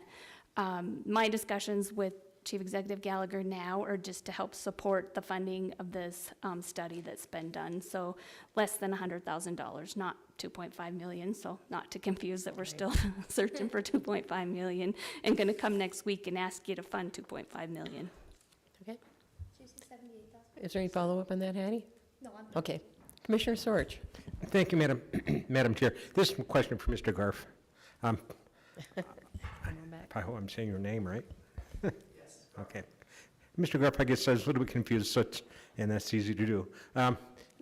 So the Lady of the Rockies Board and the MDOT is still negotiating, so that is not finalized, Jess, is what you're saying, or they had to renegotiate? Thanks for the question, Commissioner Sorich. We pointed out some issues with the lease agreement that was negotiated and finalized and signed by both parties. We pointed out a few issues with how the agreement works and why it might not be favorable to a gondola project or Our Lady of the Rockies. And so they've taken it upon themselves to renegotiate that lease, because it has a pretty tight time limit where MDT can change their franchise agreement every 5 years, and the life of a typical gondola system is 30 to 50 years, and so that time window is too short, and it would be hard to get investment capital. Okay. Thank you, Mr. Garf. Thank you. Any further questions? Commissioner Mankins. Thank you, Mark, for being here, and great presentation, and with SCJ. But you were talking about, in kind of a piggyback off of Commissioner Sorich's, that you said that the issues, and you said 5 major issues with MDT throughout your presentation. Can you touch on those 5 major issues that we're kind of hung up with MDT, please? Yeah. Mr. Garf? Yes. Thank you, Commissioner Mankins. We'll pull that slide back up. So one of the issues, as I mentioned, was the ability of MDT to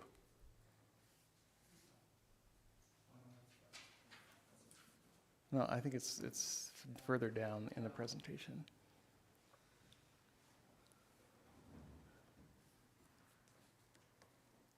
Further down. Well, it's one of those. Yes, there we go. Okay, section 5.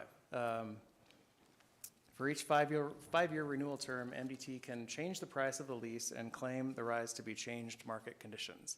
So they can do that every 5 years. Section 6, for each renewal term, MDT can give 180 days notice of its intent not to renew. So the possibility of renewing the lease is unknown, so therefore that eliminates the possibility of financing and equity funding, because the lifespan of these systems is so much longer. Section 26, it prevents any advertisement on the system and possibly even prevents the cabins from having the system name. And there were 2 issues in section 26 related to advertising. I just put one of them in here. I can follow up with the second one at a later date. And then Article 3, it allows MDT the authority to make any changes to the design or hold up or block the opening of the cable car line if they don't approve of the facilities. So I'm not sure why MDT would need to approve of an architectural building or, you know, the trash cans in the foyer, but they can essentially hold up the opening of the system. Follow up, Commissioner Mankins. I just wanted to thank you again for pointing those out. I just wanted to make sure that everybody was aware that these aren't as major of issues as what we're, you know, as you perceive them to be. This is something that we did need to get these contracts, you know, in line with MDT to make sure that we're moving forward. So this is going to be a successful project. So just wanted to clarify to everybody that those 5 are not that major of an issue once they work this out with, you know, the Our Lady of the Rockies and MTD. So I think this is great, and you know, I don't think they're as major as when you presented them, so thank you. Thank you. Chief Executive Gallagher. Yeah, Madam Chair and Commissioner Mankins, I just want to point out that MDT is in discussions with Our Lady of the Rockies, and this is, you know, to even get the crossing across the interstate was extremely rare, and so I think the language was not, you know, when they drafted it, it was protective of the interstate at that time, but they understand the issues, and I think that there'll be progress moving forward and understanding what, you know, the limitations that would put on being able to build this on there. So there are ongoing discussions, and I don't think that they're insurmountable in any realm. Okay. Anything else? Commissioner O'Neill. Thank you, Madam Chair. This time I want to make a motion to this commission go like 3.5 million because the 98 group only did 2.5. So if the NEC could just figure the extra 3.5 million out that we donate to the project, that'd be great. So just looking for a second on that. Thank you. Just kidding. Good project. Thank you. Yeah, just go in there for a minute, Josh. Thank you again for your presentation. It's exciting. I've been involved in this whole thing from the outside looking in for years, and it's exciting. So thank you very much. Thank you. For your, and welcome to Butte. Yeah, all right, good. Okay, moving along, we will start our communications, section 2. Item 1 is communication number 2021-299. Tristan Thomas, residing in Butte, Montana, requesting council commissioners authorize Tristan Thomas to purchase the following property located at 2422 Pine Street, Butte, Montana. As you know, we've had this on our agenda for, well, several months, and we asked our illustrious land manager over here, Dave Aguirre, and he has done quite a bit since our last meeting. He has written letters, and he's provided those letters to us. I don't know if you recall, I did send those copies to you today. So I will let Dave speak, and then I'll tell you what we'll do. Mr. Aguirre. Thanks. Madam Chair, members of the council, at the direction of this council at the last committee of the whole meeting, I reached out to Mr. Thomas once again to see if he intended to proceed forward with his plans to purchase the property adjacent to his house. In the letter, I let him know that council just wanted to know if he was moving forward, and if he was going to move forward, they would like him to attend tonight's meeting to be able to have a discussion regarding what his plans might be on a time frame moving forward. And then if he chose not to move forward, please submit a letter withdrawing his request to purchase the property. And I asked him to let me know his intentions by April 8th, and I just never got a response from Mr. Thomas. I do not know if he's here tonight because I've never had the opportunity to meet him. Is Tristan Thomas in the audience this evening? I don't believe so, but so I talked to County Attorney Joyce, and she suggested that the letter is still out there. But at this time, we could rescind our approval. In other words, we did approve this, so we can't just not do anything on our end to rescind the approval, and then we'll bounce it back to our land sales department, and they will come back with a recommendation like they normally do to deny or approve. And then we can cross-reference those two things together so we know we've crossed our Ts and or dotted our Ts, I forget which one. Anyway, so if that's, it satisfies everyone, if there are any questions for Dave, we should proceed with that. And with that, I would ask Commissioner Frederickson to make a motion. All right. Thank you, Madam Chair. I move to rescind the prior approval for communication 2022-299. 2021. 2021, sorry. 2021-299 and hold until a response from Land Sales Committee. We have a motion and a second to rescind the original approval of 2021-299, send this back to land sales for their recommendation. We have a motion and a second. Is there anything on the question? Would everyone please vote? Would anyone care to change their vote? Would the clerk please record the vote? 12 yea, 0 nay. Motion passes. And moving along to item 2, a very similar case, we have Michael and Kellyanne Hoven, 241 William Street, Walkerville, requesting council commissioners' authorization to purchase vacant land currently owned by Butte-Silver. The land we are hoping to acquire includes a .06 acre parcel and a segment of another 10-acre tract. Again, this was close to the same time last year that this was asked for us to do, and we did. It was approved by land sales, and we also approved that as well, holding for a survey. And we've been waiting for 9 months, I believe it's come to. So at this time, I don't know if any of the Hovens are out in the audience. I don't see anybody jumping up out of the chair. Again, we will rescind this approval and await the response from the land sales department. Is there any question? Josh, you sure you don't have a question? Okay, you're good on this, huh? Okay. All right. Commissioner Frederickson. Thank you, Madam Chair. I move to rescind the prior approval for communication 2021-135 and hold until a response from Land Sales Committee. Second. We have a motion and a second to rescind the original approval on 2021-335. Hold this in abeyance until we receive a recommendation from land sales. Is there anything on the question? Would everyone please vote? Would anyone care to change their vote? Would the clerk please record the vote? 12 yea, 0 nay. Motion passes. Thank you, Dave, for that. We'll wait your response. Item 3, communication number 2022-113, Lori Baker Patrick, Butte-Silver Treasurer, requesting council commissioners to schedule a public hearing for April 6, 2022 agenda for the purpose of amending the fiscal year 21-22 budget to allow for increased expenditures of unanticipated revenue from the Montana Motor Vehicle Division. We did have that public hearing, so that was last week. Commissioner Frederickson. Thank you, Madam Chair. I move to place communication 2022-113 on file. Second. We have a motion and a second to place communication 2022-113 on file. Anything on the question? Would everyone please vote? Would anyone care to change their vote? Would the clerk please record the vote? 12 yea, 0 nay. Motion passes.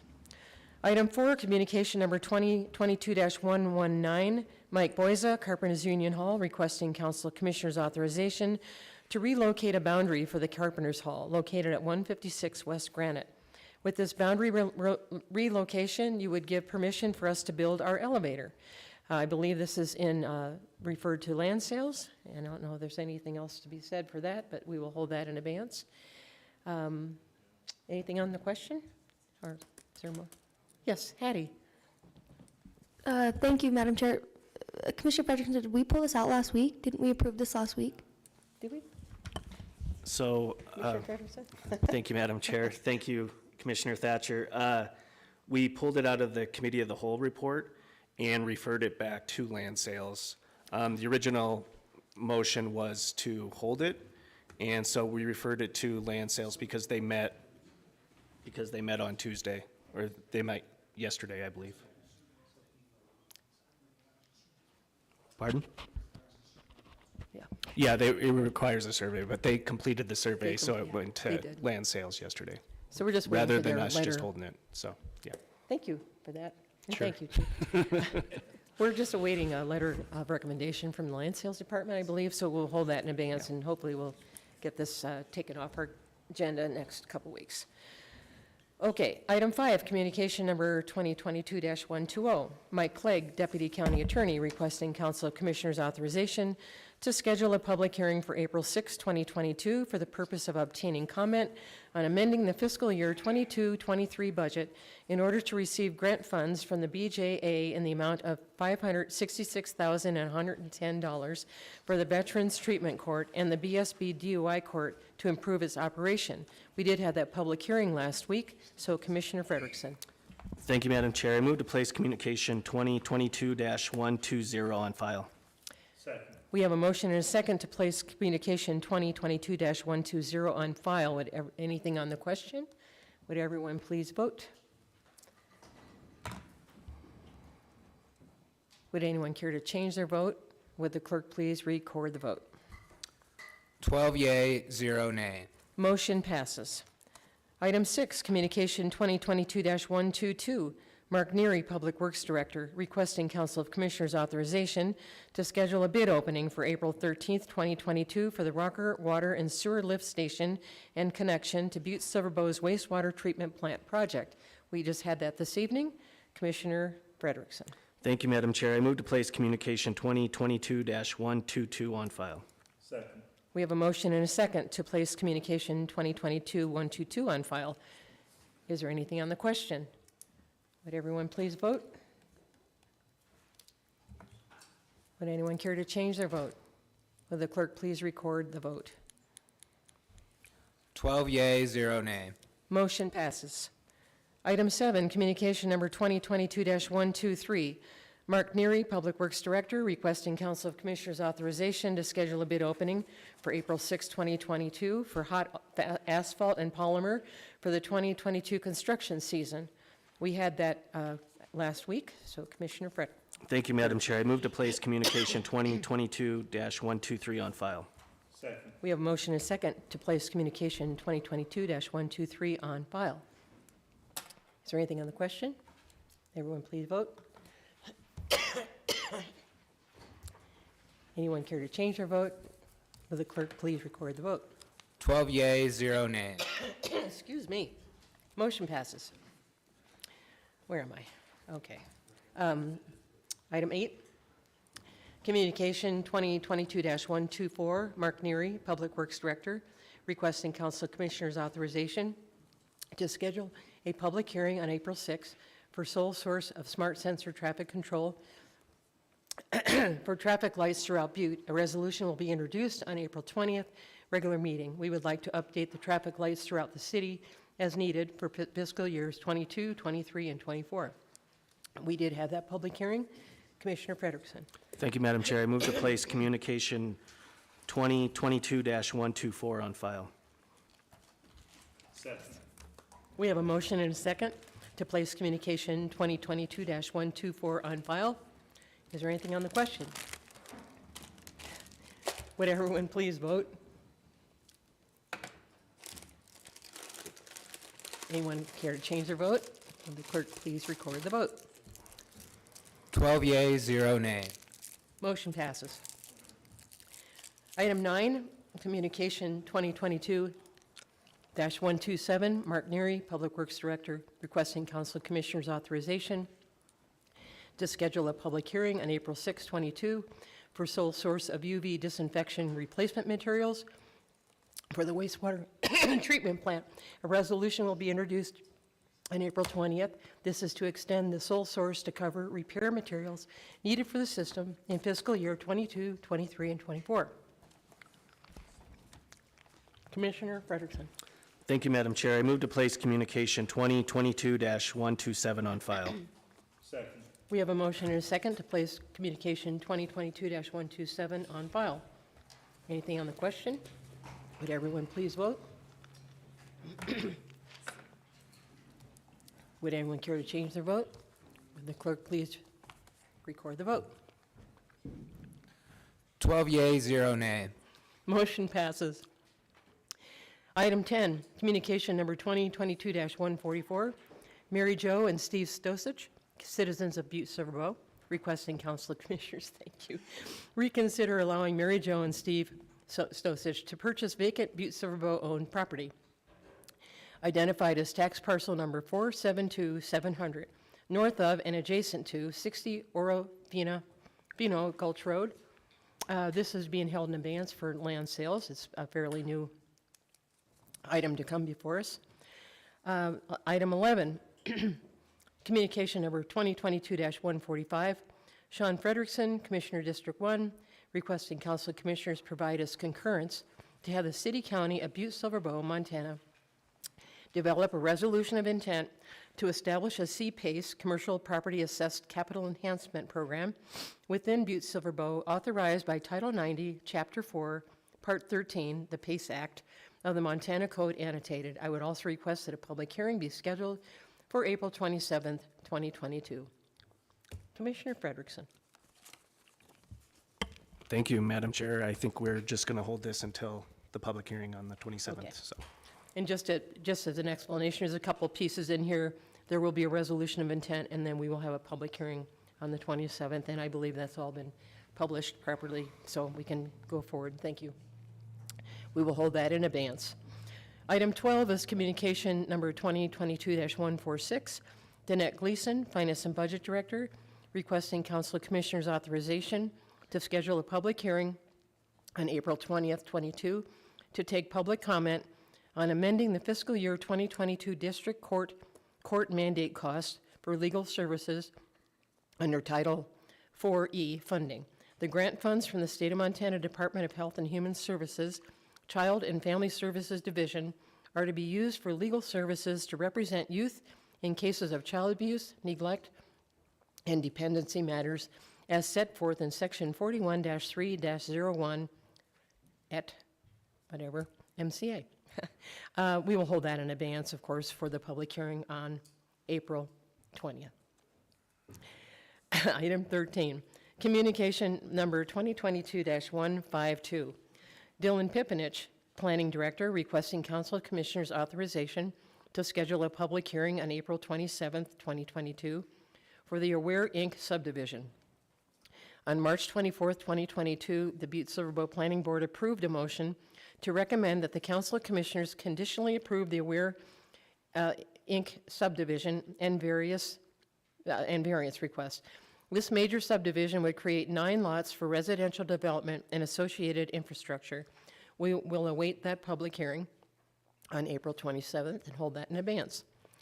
Item 14, communication number 2022-153. Sean Frederickson, Commissioner District 1, and Eric Menkins, Commissioner District 9, requesting Chief Executive Gallagher to coordinate a presentation on the street maintenance fee for April 27th, 2022, to discuss assessing the fee per tax parcel or per unit. And we will hold that in abeyance until April 27th. Item 15, communication number 2022-156, J.P. Gallagher, Chief Executive, requesting Council of Commissioners authorization for Mark Garf from SCJ Alliance to do an informational presentation on Wednesday, April 13th, 2022, during the Committee of the Whole meeting regarding the Lady of the Rockies Tram Project and Gondola Technology Report. We just had that really nice presentation.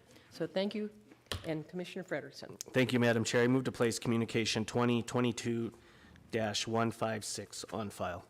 Second. We have a motion and a second to place communication 2022-156 on file. Anything on the question? Would everyone please vote? And anyone care to change that vote? Would the clerk please record the vote? 12 yea, 0 nay. Motion passes. Item 16, communication number 2022-158. Karen Burns, Community Development Director, requesting Council of Commissioners authorization for time on the April 20th, 22 regular Council of Commissioners meeting agenda to conduct a presentation on the Uptown Master Plan. And we will await that on April 20th. We'll hold that in abeyance. Item 17, Communication number 2022-162, Mark Neary, Public Works Director, requesting Council Commissioners' authorization to schedule a bid opening for April 27th, 2022 for chip sealing roads throughout Butte for the 2022 construction season. And we will await that bid opening occurring in a couple weeks, April 27th. Item 18 is communication number 2022-163, Mark Neary, Public Works Director, requesting Council of Commissioners authorization to schedule a bid opening for April 27th, 2022 for mill fill roads throughout Butte for the 2022 construction season. Again, we will hold that bid opening as well on April 27th. And finally, we have item 19, communication number 2022-172, Eileen Joyce, County Attorney, requesting Council of Commissioners authorization for Chief Executive Gallagher to sign a memorandum of understanding, an MOU, between the City County of Butte-Silver and the Butte Rescue Mission. The MOU contemplates the City County purchasing the property located at 123-125 East Park Street from the Butte Rescue Mission, which shares a common wall with the property located at 135 East Park Street, which is owned by the City County. At this time, since I wasn't here last week, and I would love to have the edification from our Director of Public Works, and then I'll ask for Dylan Pippinish to speak in general terms how this all came about and give us a little bit of background. Thank you, Director. Thank you, Madam Chair and Commissioners. For the record, again, I'm Mark Neary, Public Works Director. I just kind of want to give a brief rundown on 125 and 127 Park of how we got to where we're at today. So 135 Park, we ended up with the building, and Public Works was asked to demo the building. So we went back, there was a lower garage in the back area that we tore down, and when we started in on the building, back up a little bit. First of all, we brought in 3 loads of mattresses from the landfill to protect the building to the east. We rented a man lift, and we had laborers in a man basket on that side of the wall knocking down the building to try and protect Joe McGrath's building to the east. And when the excavator got in and started to take some of the flooring out, they saw that the wall was hooked and tied into the other wall. There was a comment made tonight that we damaged that wall, and the wall is not damaged. We just realized that it was a common wall. There was some bricks got knocked out of there, but I mean, something that could be fixed. So we held up the demolition there, and we reached out to WET to get their opinion to come up and take a look at the building, because none of us there were structural engineers or really knew much about the common wall. So Anthony Laszlovich came up from WET. He got in and kind of determined what was going on, went to the archives, got some drawings and stuff from the plans from the beginning, and he recommended that we should reach out to a structural engineer and get their opinion. So we reached out to Staley Engineering in Helena, told them what was going on. They came down, and we said our intent at that time was we were going to demo 135, and we didn't want to hurt the rescue mission's wall. So they took a look at it. They did a design to build a support wall inside the rescue mission so that we could continue the demo, and that east wall of the rescue mission would then be gone, and the new wall would support that building. So I got a cost analysis, and it was around $150,000 at that time.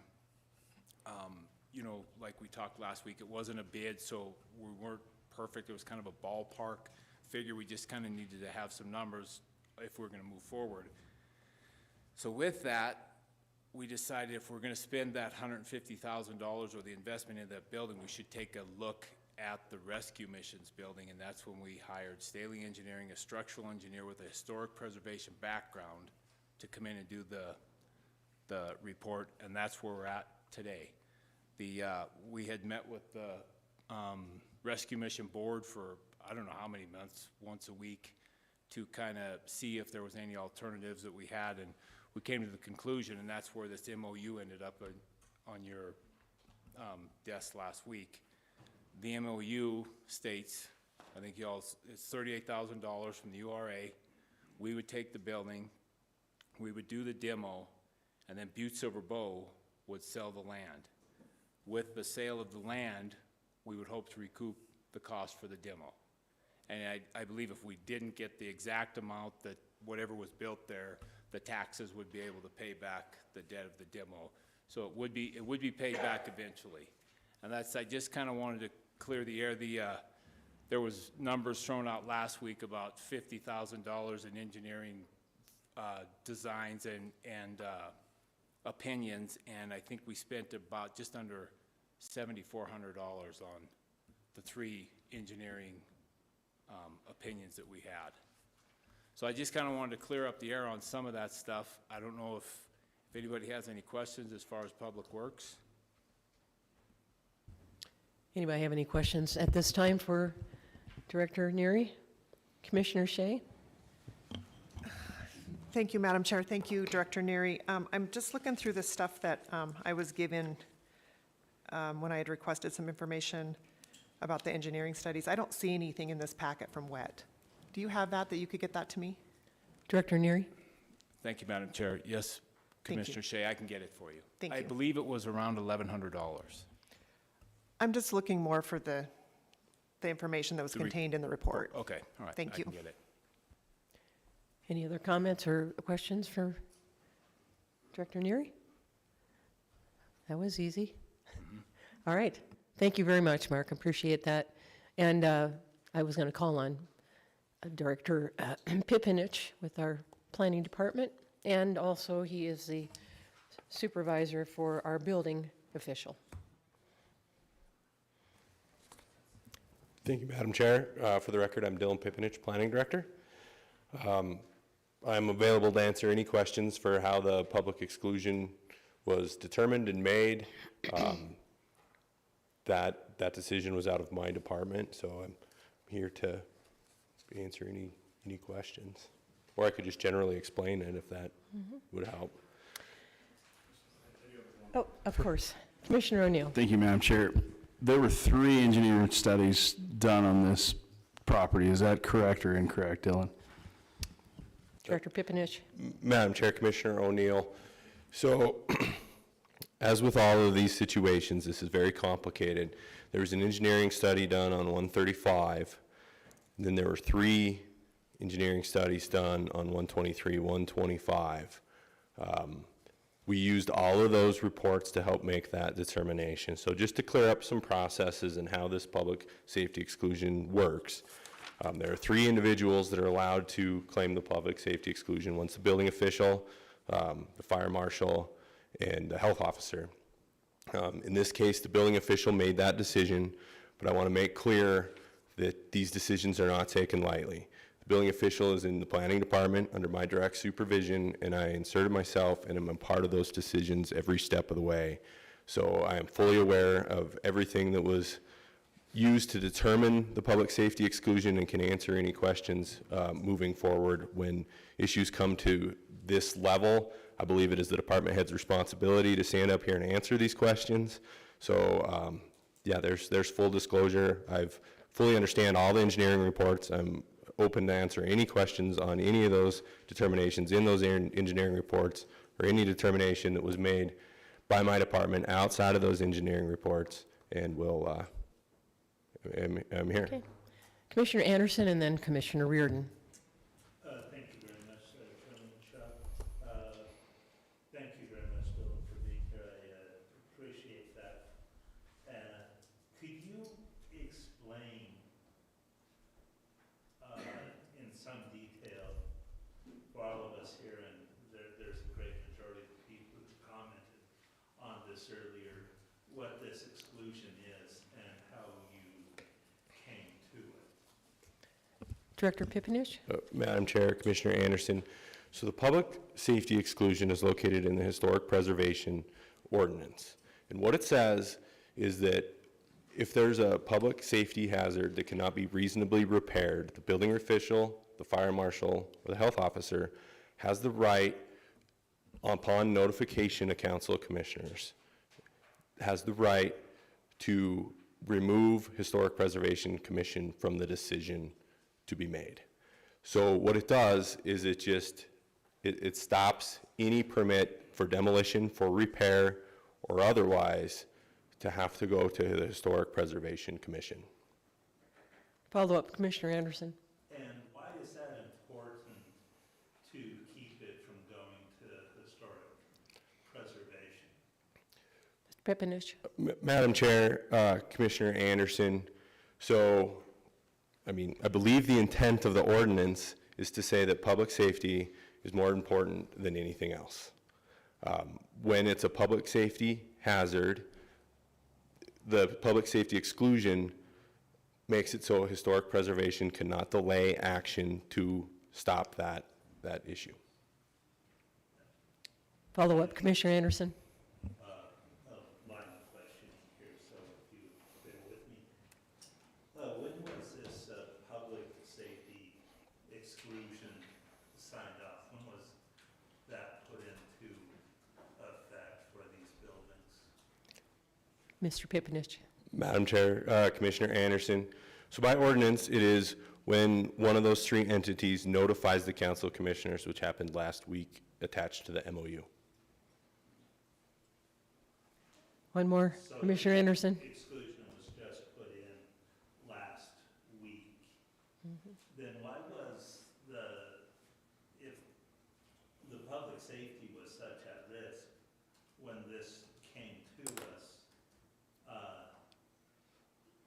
why was the building allowed to stay open for such a long period of time? This MOU came before us, and I imagine the exclusion was already in place when this came to us. This is dated April 1st, and yet the building was still operable until April 9th.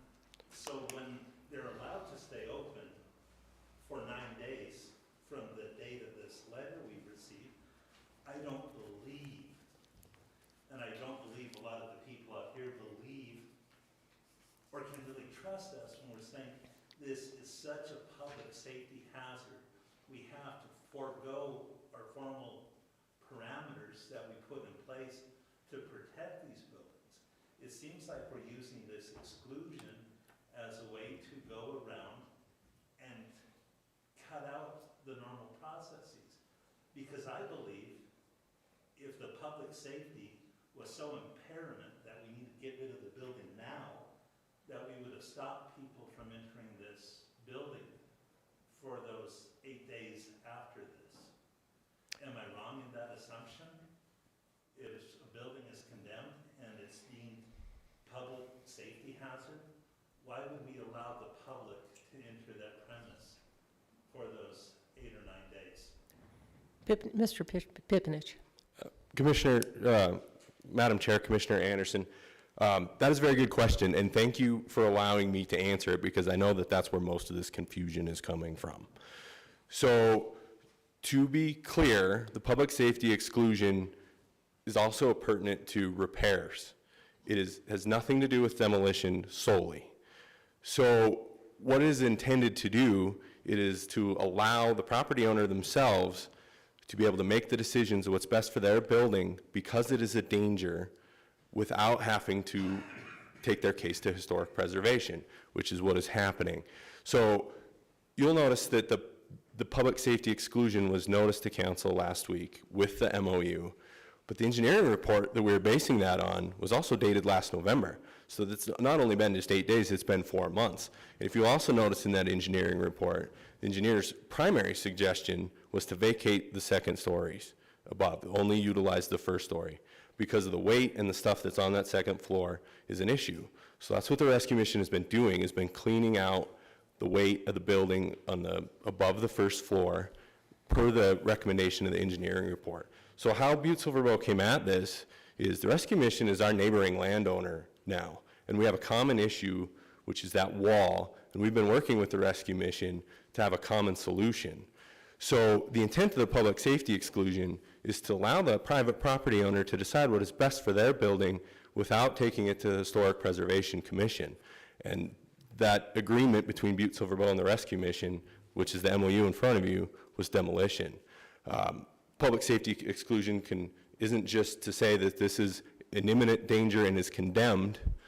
It is to say that it's a public safety issue and that we need to let the landowner decide what needs to happen. And if they don't, that's when we enter the dangerous building realm, which is an enforcement issue, and Butte-Silver Bow does it. We have not designated this building as a dangerous building yet because there's a path forward, which is this MOU. If this MOU is not agreed upon, then there is no path forward for the rescue mission, and the dangerous building ordinance needs to move forward with that to ensure public safety. We've been noticed by an engineer that this building is dangerous, it needs to be taken care of. I would like to point out that there's a lot of dangerous buildings that have been great success that haven't come in front of this commission. The Blue Range was not the last one. Matter of fact, a lot of the successes that were mentioned tonight were noticed as dangerous building, including the O'Rourke. The back wall did fall off, and we noticed it as a dangerous building, and we worked with that landowner to fix it. But what the intent of the safety exclusion says is that this is a public safety hazard. We're not going to let lengthy government processes delay what needs to happen, and we're going to work with the private landowner to let them decide what is best for their building. Follow up, Commissioner Anderson and then Commissioner Reardon. Thank you. It seems to me, since this has been in place and we've known about this, thank you. It seems to me, since this has been in place, as you mentioned, since November, counting months in my head real quick, 4 or 5 months, somewhere in there, depending on the individual dates. It seems like that'd be time for us to reach out and to work with our Historic Preservation Committee and those individuals and these other groups to find out a solution that, you know, it brings more heads into the room and more heads discussing this and probably finding a lot better solution. It seems like the only thing that this has done is bypass one of the groups that could have helped find a better solution than demolition. It seems like, to me, it seems like this exclusion was put in place and everything was put in place to shut out different groups, and I find that disturbing. I find it rather disturbing that we have this tremendous asset that so many people have come the last couple of weeks to talk about and bring forward testimony on. I haven't heard one person outside a couple of members of this body speak in favor of demolition, and a few members of staff. And I kind of find it disappointing that the county officials and the elected officials in this county who should be obligated, you know, these people out here are my boss, you know. I respect JP, I respect you and the work that you do and my fellow commissioners, but in reality, you're not my boss. None of you are. I'm not answerable to you. I'm answerable to these people out here in the audience. I'm answerable to the residents, people who live in District 10, and all of us are answerable to these people, all of us elected officials out here. And I think we need to start looking at their wants and what they deem as a responsible attitude towards the, how to put this, the responsible control and protection and guardianship of the assets of this community. You know, we have a responsibility to do that. And unfortunately, I see that a lot of what's happened in this situation and other situations is leaving vast groups of people within the organization of Butte-Silver Bow out on the sidelines when these decisions are being made because we're not going to like what they have to say on it. Personally, that's my opinion. I don't know how accurate it is, but to me, like I said, that's my opinion.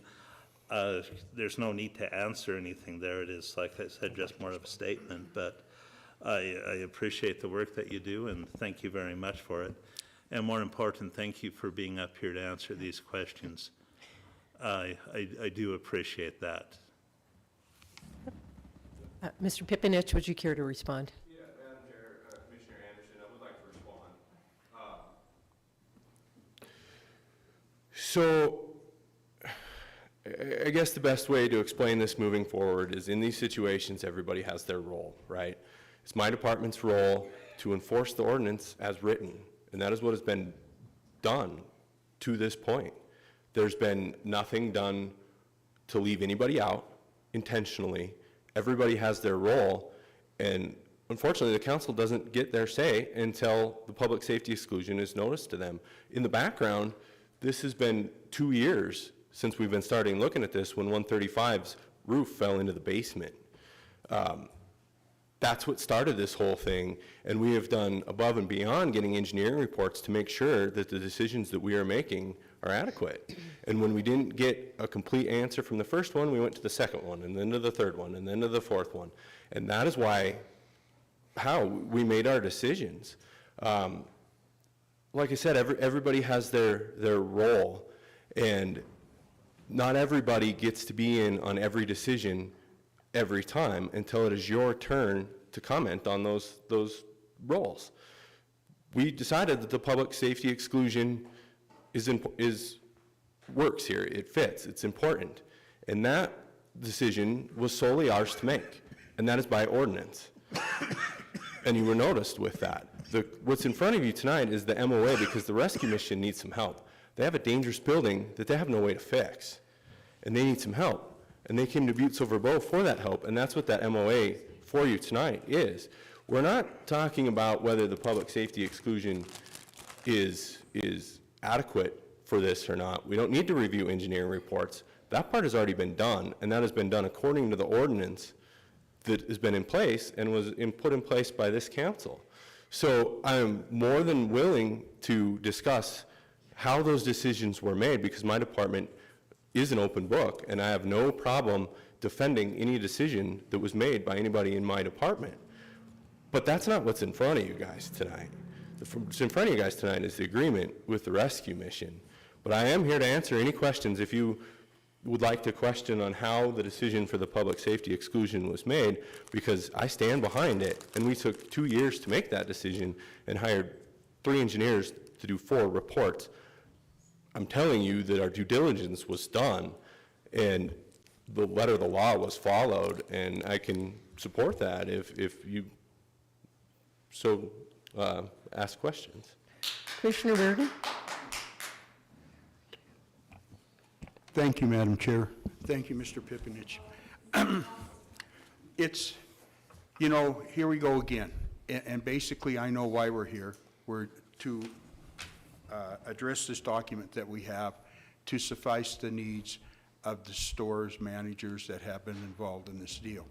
But what I don't like about this MOU, it's a loaded document. And I'm going to refer to item number 5, that basically if we approve this document for payment, that basically item number 5 is agreeable to demolishing these buildings. And I have to disagree with you because the process wasn't really followed correctly. This situation, we went through it with the cribs down there, the Blue Range and all that, and I mean, the commissioners have talked about it extensively. We put in a lot of work on this and all that stuff, and basically, this exclusion was used again, especially when that building had a $200,000 offer to fix it up, okay? So I'm going to throw a couple things at you, and I don't know how it's going to be accepted. I think this process is broken. I think we're operating under 2 ordinances that if the outcome isn't sufficed from the Historic Preservation Committee, then in comes the trump card with the public document that says that it's a dangerous building.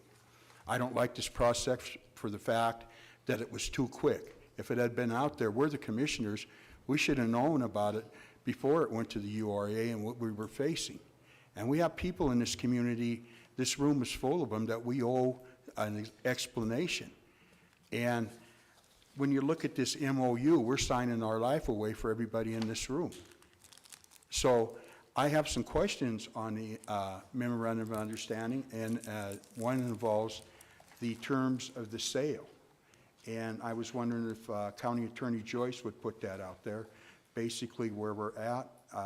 The reason I'm asking County Attorney Joyce is the fact that I believe there's another party besides the store owners that was involved in this procedure years ago, and supposedly there was a clause in there that once it was no longer a business, that it would revert back to the Diocese of Helena. God bless the Pope, but I mean, it goes back to them. So I think that we have some realtors in here, we have an attorney and all that, and I think we need to know the status of that so we can get, you know, these people paid. But I think that at the end of my conversation, I'm going to make a motion after we all find out the facts about what's going on.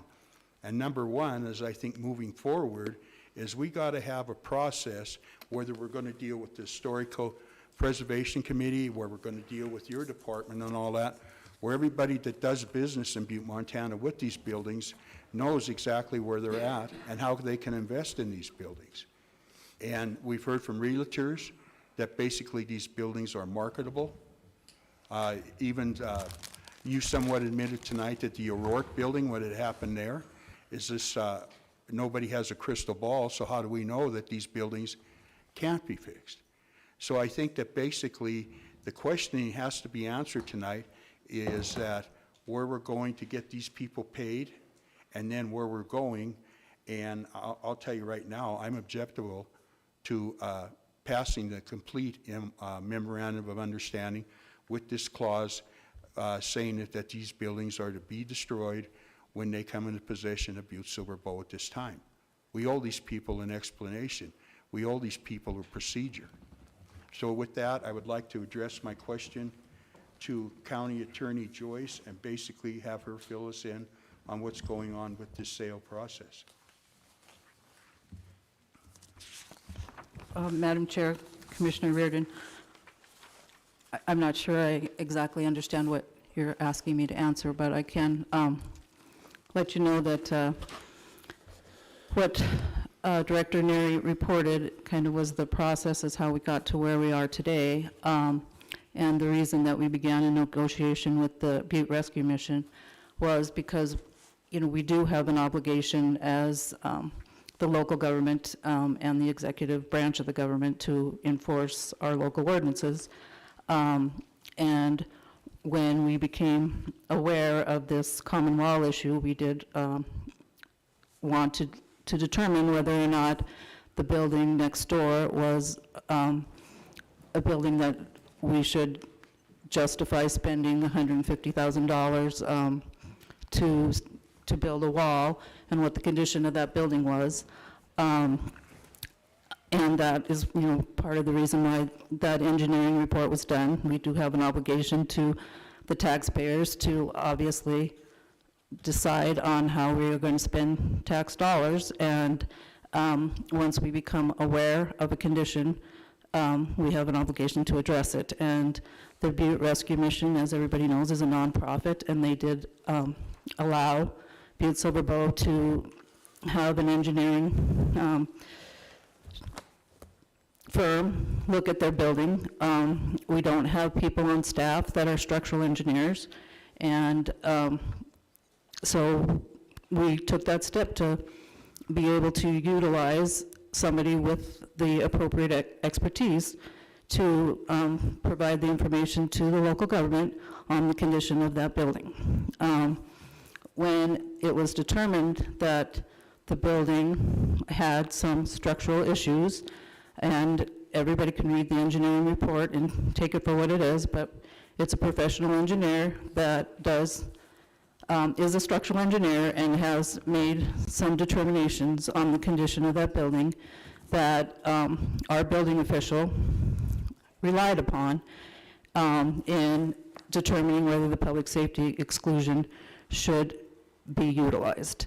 The public safety exclusion, as Mr. Pipinich indicated, is in the Historic Preservation Ordinance because we do have an obligation to protect public safety. And when there is a building, that we have been advised is in a dangerous condition, as the language of the ordinance indicates, that you don't use the processes of historic preservation to go through to get a demolition permit, because those provisions don't apply to any action of construction, alteration, or demolition necessary to address, correct, or abate the unsafe or dangerous condition of any historic property where the building official or the fire department or the health department has submitted writing and evidence to the council of the commissioner that the historic property or any part thereof is unsafe or dangerous, and where the proposed actions have been declared necessary by such authorities to correct the condition. So we take, some offense to the suggestion that this public safety exclusion is being used inappropriately. I don't think that the point of anybody in the building department, the fire department, and the health department, when they have an issue related to safety, takes this lightly. And so we had an obligation, once we knew this building was dangerous, to address that.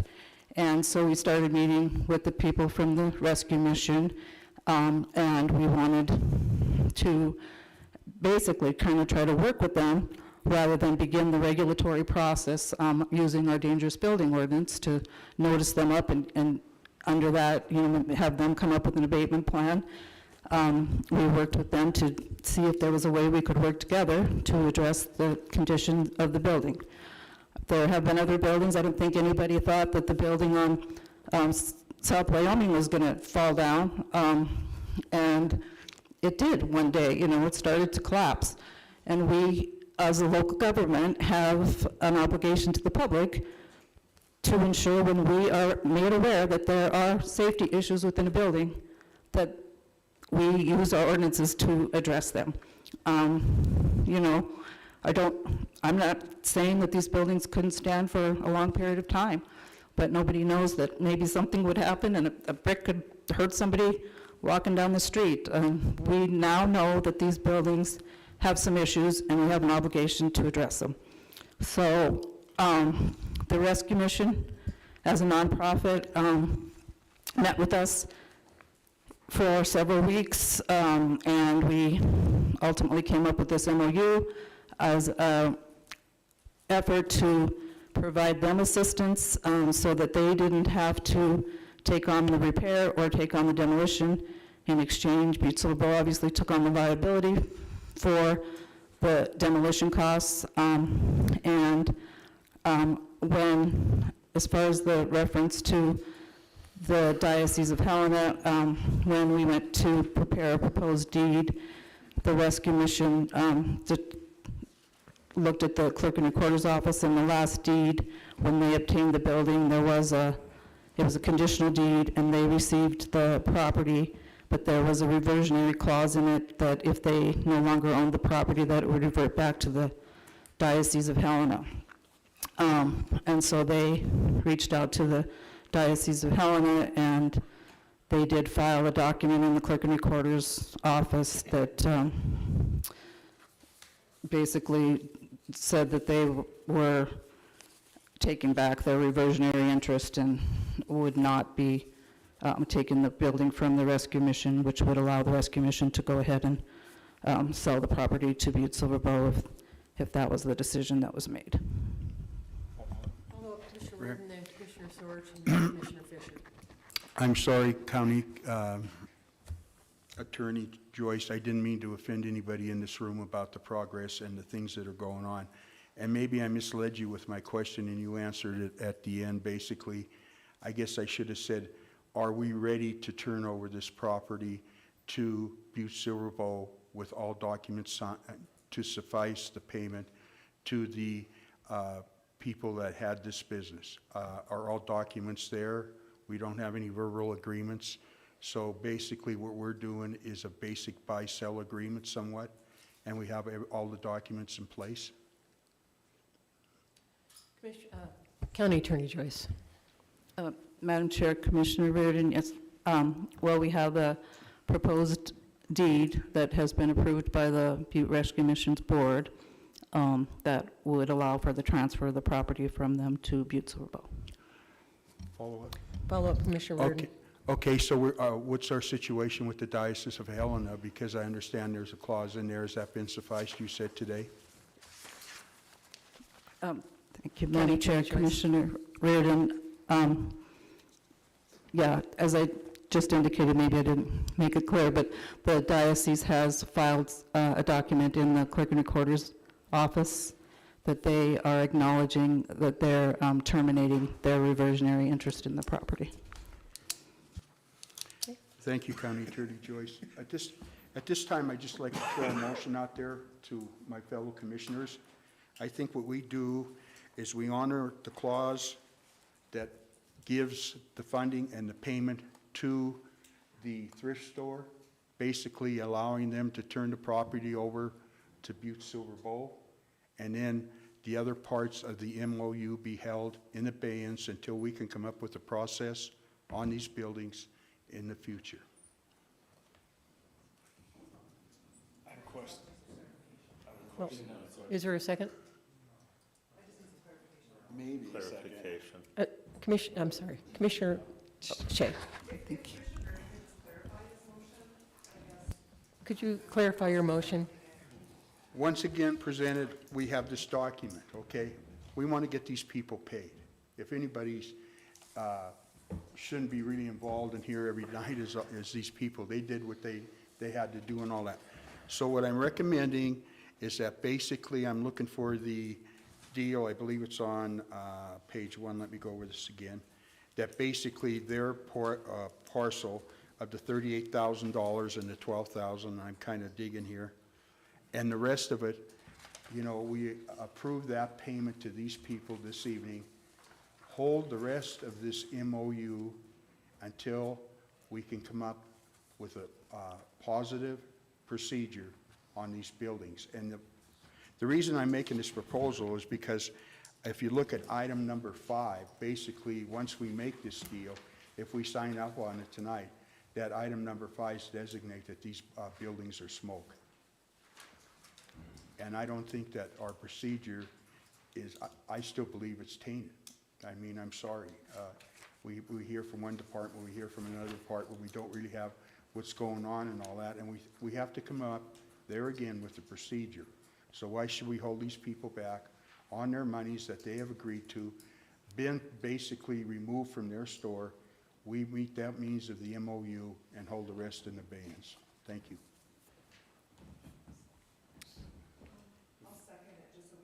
We have a motion and a second.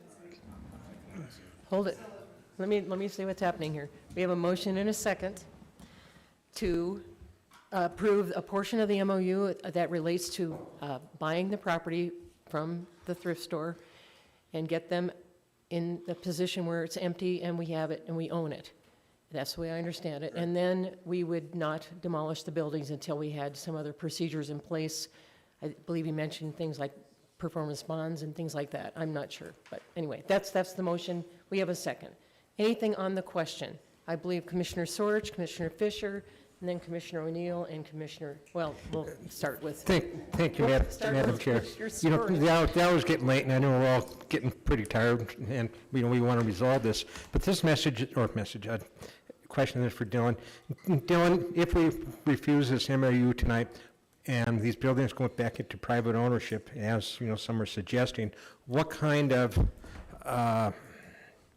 what can Butte-Silver Bowl do to enforce that that stuff gets done that was supposed to get done? You know, I keep referring back to the Greeley School. The Greeley School got back into private ownership, and it sits down there in a pile of rubble, you know, and there's about a $3,000 bond that it's not even worth enforcing.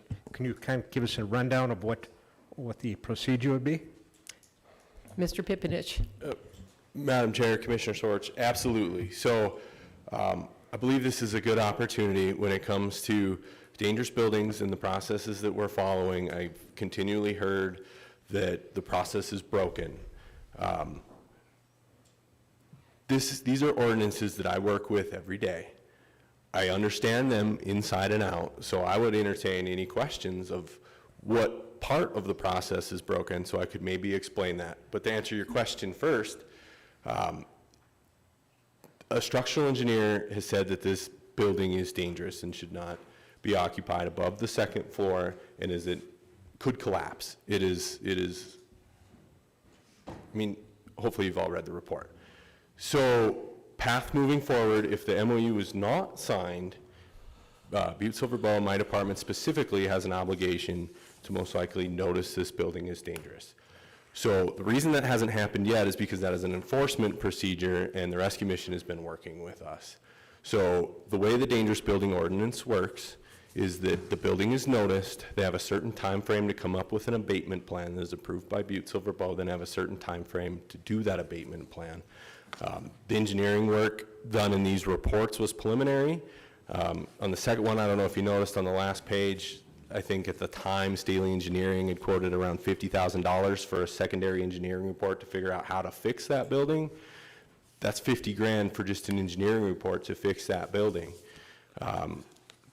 The dangerous building ordinance would track this and follow this the entire time to make sure that the public safety issues have been alleviated and that the building is now safe. That is done by many different ways. It can be repaired. It could be demolished. It all depends on the route that the landowners choose to take and what is approved, deemed appropriate by my staff.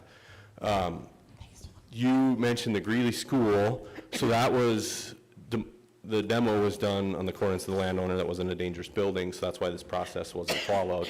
But Butte-Silver Bow has an obligation, and the extreme end of the dangerous building ordinance is that Butte-Silver Bow demolish the building and then try to recoup the cost from the property owner. That could be an outcome of this. So yeah, I would welcome any questions on how the dangerous building ordinance works, how these processes work. A lot of the things that have come in front of you folks are just they're the bad ones. You know, the dangerous building ordinance has been used probably a dozen times since the Blue Range. Those buildings have been repaired and they're in good working order. Some of them were listed tonight as success stories. I believe the dangerous building ordinance 49 out of 50 times ends up with the building getting repaired. The ones that come to you folks are the ones that are at the extreme end of that. So I find it hard to say that the process is broken when I see all of them and only a certain small percentage of them come in front of the council. So I'm available to answer any questions on processes and ordinances, but that's how this one would work, would be, you know, public safety, we need to follow this building through, whether the MOU gets signed or not, and now that we're on notice, we have to do something about it. Thank you, Dylan. Commissioner Fisher. Thank you, Madam Chair Shaw. Dylan, thank you for being here. You're doing an excellent job defending your position. I'd just like to make a comment. These people out here that are talking about buying these buildings from the county, they're not our buildings. This building belongs to the Rescue Mission. And if they want to accept an offer that Butte-Silver Bow made and not accept an offer that somebody else wants to make, that is their decision. So as far as real estate people and everybody saying that I'll offer 100,000 or I'll offer 200,000, you know, that's all good. But if the Rescue Mission does not want to sell them, they don't have to. The other point is, this MOU is before us to either approve or disapprove. Now, if we don't approve of this, and the Rescue Mission decides that they want to demo the building, so they can come to your department and request a demolition permit, probably get it approved, and then we'd have no say about it. Is that correct? Mr. Pippinish. Commissioner Shaw, Commissioner Fisher, that is correct. The Rescue Mission could demo the building, and I would issue a demo permit based on the public safety exclusion. Follow up, Commissioner Fisher. So, once again, thank you, Dylan. Thank you, Chairman Shaw. It appears to me that we're just keep beating this horse, because if we don't sign it, and the board at the Rescue Mission decides that they want to get rid of that building, that's up to them. And they can do that without having any conflict between the audience that's here or us commissioners. So I don't see where we're going with this issue, trying to save something that we don't really have a stake in at this time. Thank you. I'm going to make a comment. I'm sorry, guys. All right, thank you. So I'm going to wait until I hear what everyone else has to say. First of all, we have the heart of Butte out here, the heart. And I'm one of them. I live a block from here. This is my district.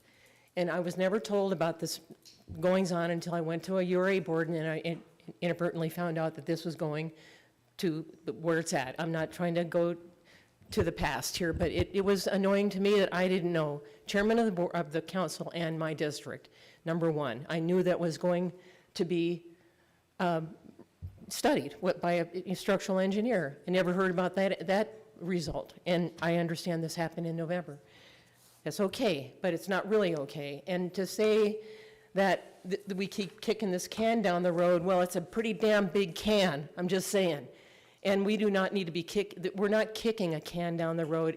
We've been going through this, I have for 16 years, from the Greek Cafe to the Brinks building to everything else in between.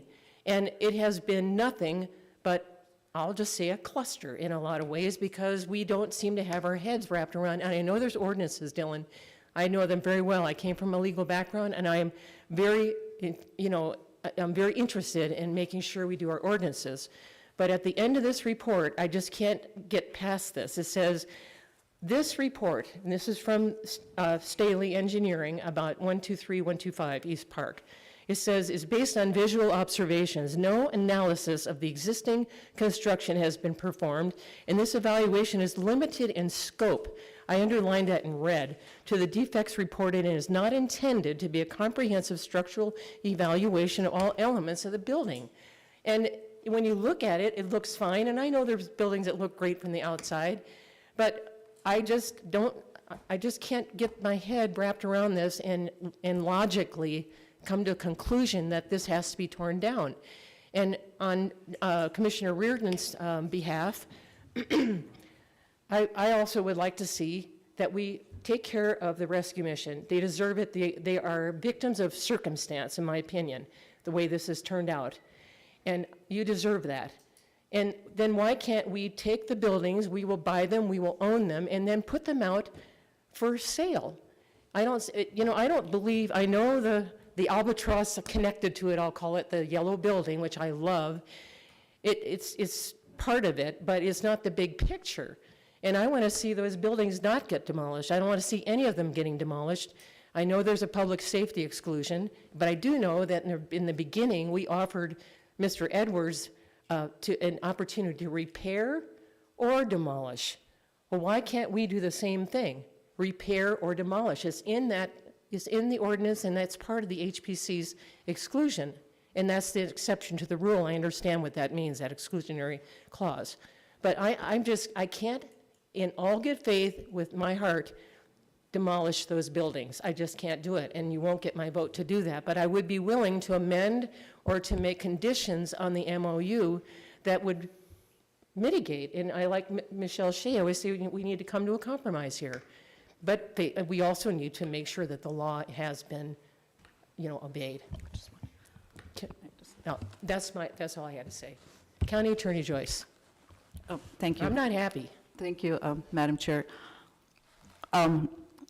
Before you have a vote on Commissioner Reardon's motion, I don't think that it's an appropriate motion, because the request is either to approve the MOU, either you approve it, you deny it, or you hold this again. You can't sort of approve it because that isn't the agreement between the parties. So you can't change what's written in the MOU without Butte-Silver going back to the rescue mission. This is a two-party agreement that we've discussed with the other side. So this council can't amend that MOU without Butte-Silver talking to the rescue mission. So your decision is either to approve, deny, or continue to discuss. Thank you, County Attorney. In other words, it's an either-or situation. There are no conditions. There is no amendments that can be made to the current MOU. Is that correct? At this point. Madam Chair, you can't take action you know, with the communication that's before you, what's being requested Okay. is to approve the MOU as it's written. If there was a different communication that asked for, you know, it to be revised, you could take action on that, but tonight, I mean, we have an MOU that has been ran before the Butte Rescue Missions Board of Directors and presented to you on behalf of the executive branch of the city county, and you can't, you know, the council unilaterally can't amend that Okay, thank you. MOU. Commissioner O'Neill, and then Commissioner Thank you, Madam Chair. Callahan. Thank you, County Attorney, for that. So, I mean, so then, that puts us in a bad situation, I feel then. I mean, if we can't it's coming for us to approve the MOU, and we have either get what you get or don't do it, and that's hard for me to I mean, why are we even approving it then? If you guys are the ones who negotiated that, and I feel like we should have, if we're gonna approve it, we should have a little say in what we want to approve. So do we just disagree and say, well, no, I'm not approving, and then what? So what do we do? What's that? Chief Executive So Gallagher, here's where I'm address to the confused council, on. please. So Thank you. So we need to hold this and then write a communication for what needs to be changed in here? Chief Executive Gallagher.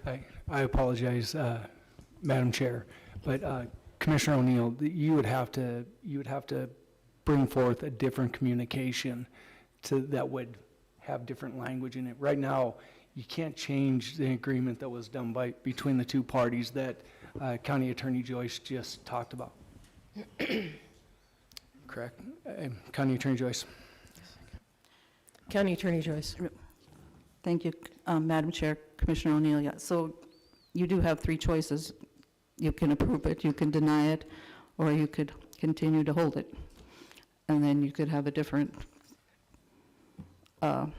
communication from somebody, you know, but you can't change it tonight. That's all I'm saying. Okay, I'm going in order here. Commissioner Callahan, and then Commissioner Mankins. Thank you, Madam Chair. Dylan, I just kind of want to respond to the broken comment. I was the one that made that comment, and I believe I deserve the right to defend it. I got the utmost respect for you. You got a tough job. But I do remember 3 years ago or more when community enrichment was having trouble with deadbeat landowners.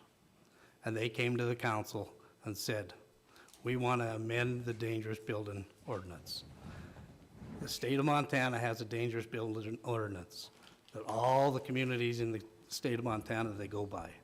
And that wasn't working for us. So we, community enrichment, your department, Chief Executive Palmer, and whoever else, I think county attorney got involved, and they said, well, maybe this policy would work for us. We had just as many people back then telling us this was not a good idea. Do not pass this ordinance because there's an opportunity to abuse it. And we were promised by the chief executive back then, he would make sure it wasn't abused. Here we are tonight, 3 years later, dealing with an ordinance that basically skirts around the Historic Preservation Board. Like you said, they approve lots of demolitions, but they go through the process. We're also a National Historic District. There's laws that we have to go by to be that district. So my comment to that the system's broken, we're going around the laws to revoke and declare these buildings dangerous. Okay, they declared the 235 dangerous, or 135 dangerous, 2.5 years ago. How do you declare a building dangerous 2.5 years later and it's still sitting there? You know, they had other options on who could tear it down, but we chose not to use those options. We chose to use our own public works. We tried to get, from what I understand, like I said, we're not involved in the system, so all we get is some hearsay. They tried to get some contractors to give them a price, and they said, there's too much liability. We won't touch that. So That's what I say the system's broken. Here we are 2.5 years later after we declared that one dangerous, and we're still fighting to tear that one down. It's already been approved. How dangerous is a dangerous building? Mr. Chief Executive can tell you. When that was going on with the Blue Range, I took Mr. Gallagher and I took Mr. Cabbage down that alley. We had just turned around and tore the back part of that building down. We didn't even block it off for the transients from going in, right, Mr. Chief Executive? You can see the tracks. So how do we declare a building dangerous and then we leave it wide open for people to go in it? Obviously, our system's broken, and that's why I made that comment. And we don't need to keep coming and going through this every time we run into one of those buildings. And like I said, I respect you. You do a great job. You do a very good job at what you do. But on the other hand, you and I should be sitting there fighting. We're supposed to be working together, you know? And all this group of people right here want right now is some time to let the process work. If there's another option to save the Butte-Silver Bow taxpayers a bunch of money, possibly save these buildings, why are we such a rush to say it's dangerous, get it out of here, you know? And then turn around and say, well, we could recoup our money. Do you know how long ago we tore down the Greek Cafe? Oh, wait. It's been an empty lot since. And in the last 10 years, it was used as a parking lot for a bunch of junk vehicles. So there's no guarantee once this happens, this is going to be the rosy answer. You know what I'm saying? Go ahead and respond. Dylan Pipinich. Madam Chair, Commissioner Callahan, I agree. 135 has been there for 2.5 years, and I don't believe that's acceptable either. I think we're rolling the dice. The roof of that building is sitting in the basement, and I think that we're lucky that it hasn't been down yet. It could go at any time. That is a risk, and a very big risk, especially when the community has been noticed that that building is dangerous. Part of the reason that it's been 2.5 years, and I don't think 2.5 years constitutes as a rushed decision. We've been working on this since. Part of the reason was to save the other buildings. We've been trying to do our due diligence to save the rescue mission building, and that's why we've been doing engineering reports, and that's why it has taken 2.5 years at that risk of leaving that other building stand. I don't know, at the last meeting you've asked if anybody's been in the buildings. I've been in both buildings. And like I said, the roof of 135 is sitting in the basement. It is an absolute disaster, and it is dangerous, and that needs to come down. And the engineering reports for 123 and 125 are better, but not by much. There's huge risk on the roof. When the engineer was there, the rescue mission had people shoveling the roof because they were afraid it was going to collapse, and the engineer said, I would not be up there. That's how dangerous these buildings are, and the fact that this has taken 2.5 years is to try to save the buildings, and that is at a risk. So I would just like to state that 135 should have been down 2.5 years ago, but it was complicated, and all of these buildings are complicated. And trust me when I say that my team is working to try to not just tear everything down, and that is why it's been so long, and this isn't a rush job. Commissioner Callahan, follow up, and then Commissioner Mankin. Thank you, Madam Chair.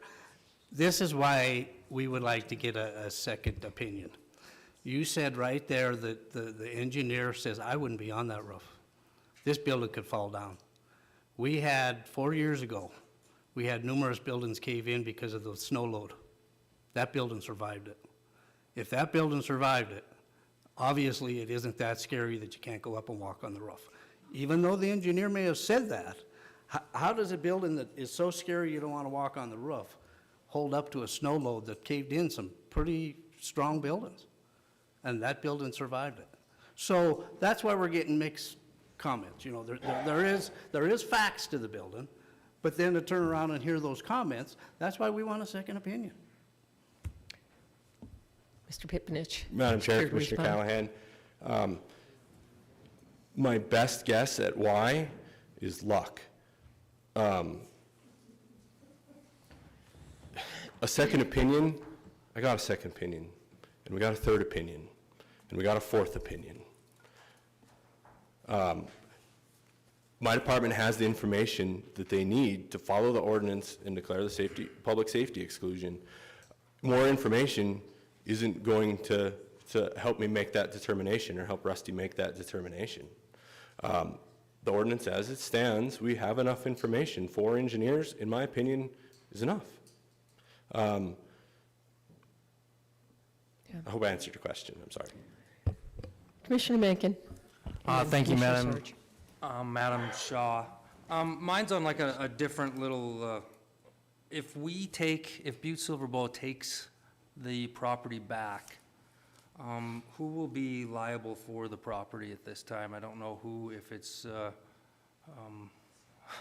it seems like it always lies on County Attorney Joyce's answer here. So who's the liability of the property if BSB takes it back? County Attorney Joyce. Madam Chair, Commissioner Minkins, if Butte-Silver Bowl purchases the property from the rescue mission, then Butte-Silver Bowl has liability for the condition of that property. Follow up, Commissioner Menken. So follow-up, so who is our insurance agency? County Attorney Joyce. Madam Chair, Commissioner Minkins, we have our property insurance through the Montana Municipal Interlocal Authority. So with that, will they cover it, seeing that it's been deemed a dangerous building? County Attorney Joyce. Madam Chair, Commissioner Minkins, that we would have to contact them to add it to our list of property and have that conversation with them. With your best county attorney's opinion on this, do you think that they're really going to insure that building, seeing it's going to be a dangerous building labeled? County Attorney Joyce. Best guess. I mean, your professional opinion, I guess, not a guess. Yeah. Madam Chair, Commissioner Minkins, I don't know. I think that that's obviously a conversation that we would have to have with someone from the MMAA, but obviously it is difficult to insure buildings, and, the purpose of having property insurance would be, to protect that property and, if we made claims, a property claim for that building, I don't think we'd have much success there, obviously, given its condition, but, yeah. That obviously went into this discussion, liability issues for this building. Follow up. And again, that's a huge, going back to the safety, that's the taxpayer that's going to cost us with that liability. I don't believe either, I think we're all pretty educated people up here and in the audience as well, that we're not going to, the Montana Municipal is not going to insure labeled a dangerous building. Also, on another note, before I get done, I know that the majority of us, I don't know everyone, when I look around the room here at the Horseshoe here, that we all voted on that safety exclusion at one point. I think that there was a time that we all had the opportunity working through, but there's enough of us in here that have voted on that. Also, along with the ordinance that has been put in play, that Mr. Pipinich has done a wonderful job, and he's getting beat up several different times throughout this process, but he's just following the ordinance that we've put in place. At that time, we're all responsible for that. Sure, does it need to be fixed at some point? But in all reality, it doesn't, because they don't always come up to us and they just bypass us for the majority. This is one of these incidents right now. So I think that we all have to look to see who actually approves engineer task orders, and those people that do approve those engineering task orders might be somebody within that needs to know, hey, I approve that. If you still feel so strongly about this ordinance and the way that these exclusion safety acts are here, then the people that do approve the engineering task orders, maybe that you should look at that a little bit more too. So, thank you. Commissioner Sorge and then Commissioner Reardon. Thank you, Madam Chair. I think we're all here, we want to do the right thing, and I think one of the right things we got to do is make sure the mission's taken care of, and that's like Commissioner Reardon was saying. So I guess I'd like to ask a question of the mission. To me, it's kind of a yes or no. It's yes, we do this and the mission's taken care of. No, they don't get their 38,000. So I just got to question for the mission, if they could withstand that financial impact until we can get some of these other answers, such as, Commissioner Mankins does make a good point about the insurance. There are some other questions. Could you withstand not getting that 38,000 at this time until another? Yes, we can Bill, withstand I'm sorry, that. go ahead. I'm sorry, Bill McGladder, I'm president you. of the Butte Rescue Mission Board. And yes, we can survive. This community has been very generous in its support of the mission over the past couple of years, so we have some reserves that we can continue to operate the mission with. Okay, thank you. And the reason I bring that, I'm just thinking about, so we can, if there are any of these other questions, so we can bring up another communication forward, if there is something in there that, if there's any tweaks of a new communication, I'm just throwing it out there for discussion. Thank you, Mr. McLeod. Thank you. Commissioner Reardon and Commissioner O'Neill.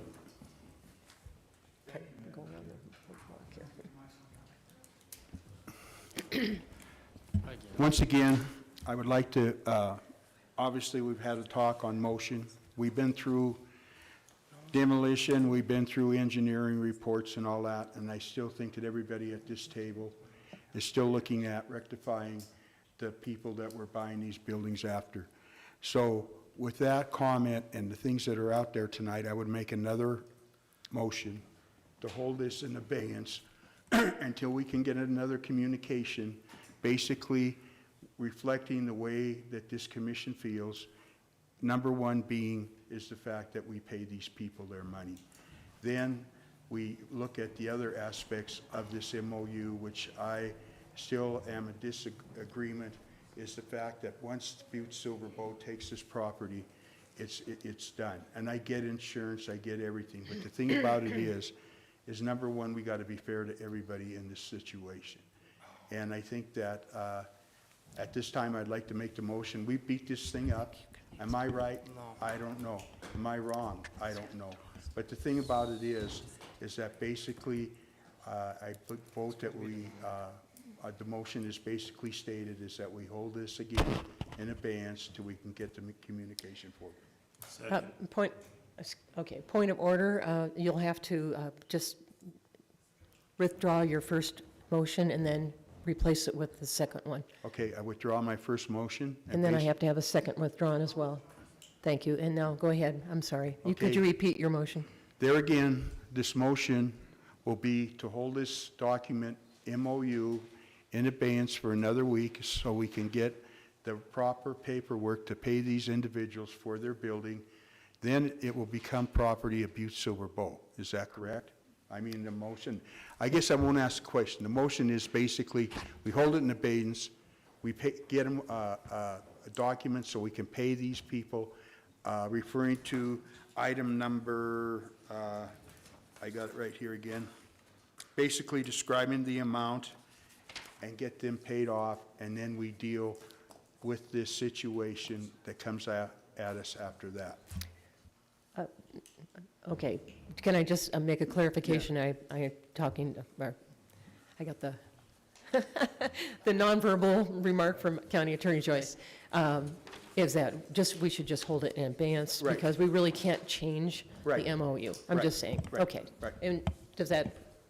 And during that time, 2 weeks, we can do other things and do more research and get more information about what we can do. Right. Okay, I'm not trying to make your motion for you, and do we have a second? Second. Bill Anderson is second, okay, and on the question, Commissioner Callahan and then Commissioner Mankins. Everyone understand the motion? It's pretty simple, okay. Thank you, Madam Chair. I guess this is a question maybe for County Attorney Joyce. I hate to keep doing this, but right now, we've got two offers on the table. One offer for 123 and 125, and one offer for 135, which is considerable offers. It's 3 times of what the county's given, the 125, 135, and I think it's like $55,000 for 135. That way it relieves Butte-Silver Bowl of any issues of liability, and it relieves Butte-Silver Bowl taxpayers of any costs attributed to taking care of these buildings. Is that something that is an option, or why is that not an option? County Attorney Joyce? Madam Chair, Commissioner Callahan, in regard to 135 East Park Street, I'm not aware that we do have any offer. We did have a discussion with Mr. Moylan some time ago, and he did not follow through on that, and we did not stop him from buying that property from Silverbow Properties at the time. We did ask, we did have a meeting with him regarding his ability to pay for the property and to follow through with an abatement plan, and he determined at that time that he did not have the financial ability to take on that building. I think even last week he admitted that that building was in terrible shape. A decision has already been made by this council regarding 135 East Park Street, and we are proceeding with the decision that has been made. In regard to the other property, it isn't owned by Butte-Silver, so we don't have any say on whether or not they want to accept an offer. Right now, it's owned by the Rescue Mission. Follow-up, Commissioner Callahan, and then Commissioner O'Neill. After talking to him, I think his offer was that he would buy that property and tear it down because he believes it needs to be torn down. And the gentleman that was here last week, the salvage guy, said that he would be part of that if that's an option. Commissioner, or Madam Chair, Commissioner Callahan, again, that isn't before the council tonight. Commissioner O'Neill, you're on. Thank you, Madam Chair, I appreciate that. Hey, no offense to the rescue mission either, but don't make your decision on whether the rescue mission gets their money or not. Like, we can't do that. It's for the betterment of them, of course, but we can't make the decision on saying, hey, we gotta hurry this decision so they get paid. And again, it's no disrespect to the rescue mission, but I hope that's not weighing in anyone's decision on how we move this thing forward. And no disrespect to you, Commissioner Swartz, I'm just saying that's, I hate to be that way, that's not our concern. And thank you for clarifying the prices of that. Again, we're at the $38,000 to them, okay? And to get the building back and either do what we gotta do. So I just wanted to get that off my chest.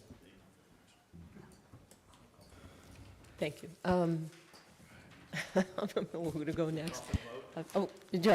Commissioner Fortune, you haven't had a chance to speak. In my opinion, it seems like they're happy their board voted for this MOU, or MOA. The chief executive voted for it. The planning board and zoning board think it's the best decision, so holding it or whatever, it seems like all the parties that this directly affects are happy with the decision. Commissioner Shea, and then. Thank you, Madam Chair. I promise I will keep it brief. With all due respect to Commissioner Fortune, this affects the entire city. I know that, it's a dollars and cents decision for some people, but for a lot of people, there's a lot more value there than just money. So my questions are this. If the MOU is outright denied tonight, can the Butte Rescue Mission pursue other buyers? That's part one. And then part two is if a new MOU is brought forward and Butte-Silver owns the property, could we then sell it?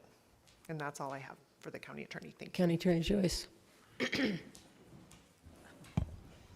Madam Chair, Commissioner Shea, if the MOU is denied, yes, the property would still be in the ownership of the Butte Rescue Mission.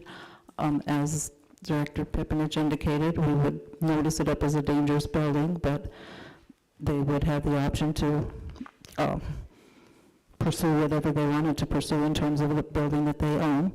And the second question was, if Butte-Silver acquired the property under different terms, could we sell it? Yes. And leave it standing. The answer to that question is yes, too.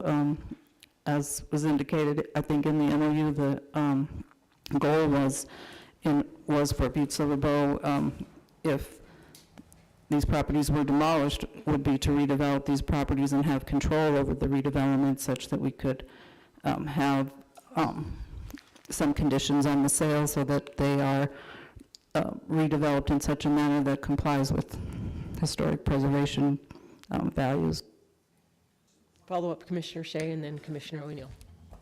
Thank you, Madam Chair. Thank you, County Attorney Joyce. My follow-up is, and I understand that the goal of the MOU was to acquire the property and demolish it. My question was more, and I should have been a little more clear, if Butte-Silver Bow acquires a property, could we exercise an option to sell it with the buildings as is, like a developer's packet, or to, whomever that wants to come forward in a certain amount of time to purchase it with the intent of abating and not demolishing? Thank you. County Attorney Joyce. Madam Chair, Commissioner Shea, those are decisions that Butte-Silver Bow could make, yes. Commissioner O'Neill. Thank you, Madam Chair, and piggybacking off of Commissioner Shea, we could then, in the builder's packet, look for design to keep it historic, make sure that people have money to back it, so on and so forth. I guess that's just a comment, right? Thank you. Commissioner Mankins. Thank you, Madam Chair. So somebody like yourself, Commissioner O'Neill, you would financially, we could go down to First Citizen and get a loan for $100,000 on a dangerous building? What was that again? There's no discussion between you two. Come on. I just wanted to say, and I also wanted to say, like, I know that some other Butte-Silver Bow people within are kind of getting beaten up with this. I mean, we went back and at the beginning of this, we had a real estate person come in and talk about the private sector. And I know that Ms. Burns has done a very due diligent job selling almost every building uptown Butte that has come to it, and there hasn't been, she's turned every rock. If it was there to be sold, I think it would have been sold. So, I mean, I like the idea of Commissioner Shea saying that, moving forward with the MOU, but again, who is gonna have the money? I mean, somebody said that they have $100,000 we talk about, but no loan. Nobody is going to loan you $100,000, right, if it's a dangerous building. So I think that we're kind of just fishing at that point. So I just want to make sure that, that private sector, everybody has turned those rocks. We have people within this Butte-Silver Bow employee department that have turned these rocks and continue to turn those rocks. And I know that Mr. Silva is out there as well, and if he had a buyer, then he would have somebody in here also with a large sack of cash because he could not get financial backing with that as well. So, Yep. Commissioner Reardon, Commissioner Fisher. Thank you, Madam Chair. Turn on your mic. At this time, not excluding Commissioner Fisher, I always like to end up with Commissioner Fisher, is I would like to call for a vote on the motion on the floor to put this to bed and let people know what we got to deal with in the upcoming weeks. And that's all I have. Thank you very much. Okay. We have a motion and a second on the floor to hold this in abeyance for another 2 weeks. We can review some options, and, I think that's a good idea myself, so. Anyway, at this time, if there's we're not going to have any question because we just called for the vote. So would everyone please vote?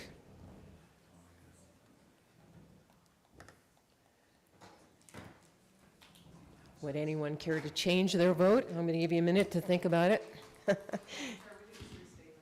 I'm sorry? Restate the motion as we are holding this in abeyance. We're holding this in abeyance in order to give us 2 more weeks to go through what we think we can and can't do. And it was an education, I thought, today. We did find out what we can't do with the MOU. And I understand that is it either deny or approve. And that's where we're at. So anyone care to change their vote? If not, let's have a call for the vote. And please, clerk, please record the vote for me, please.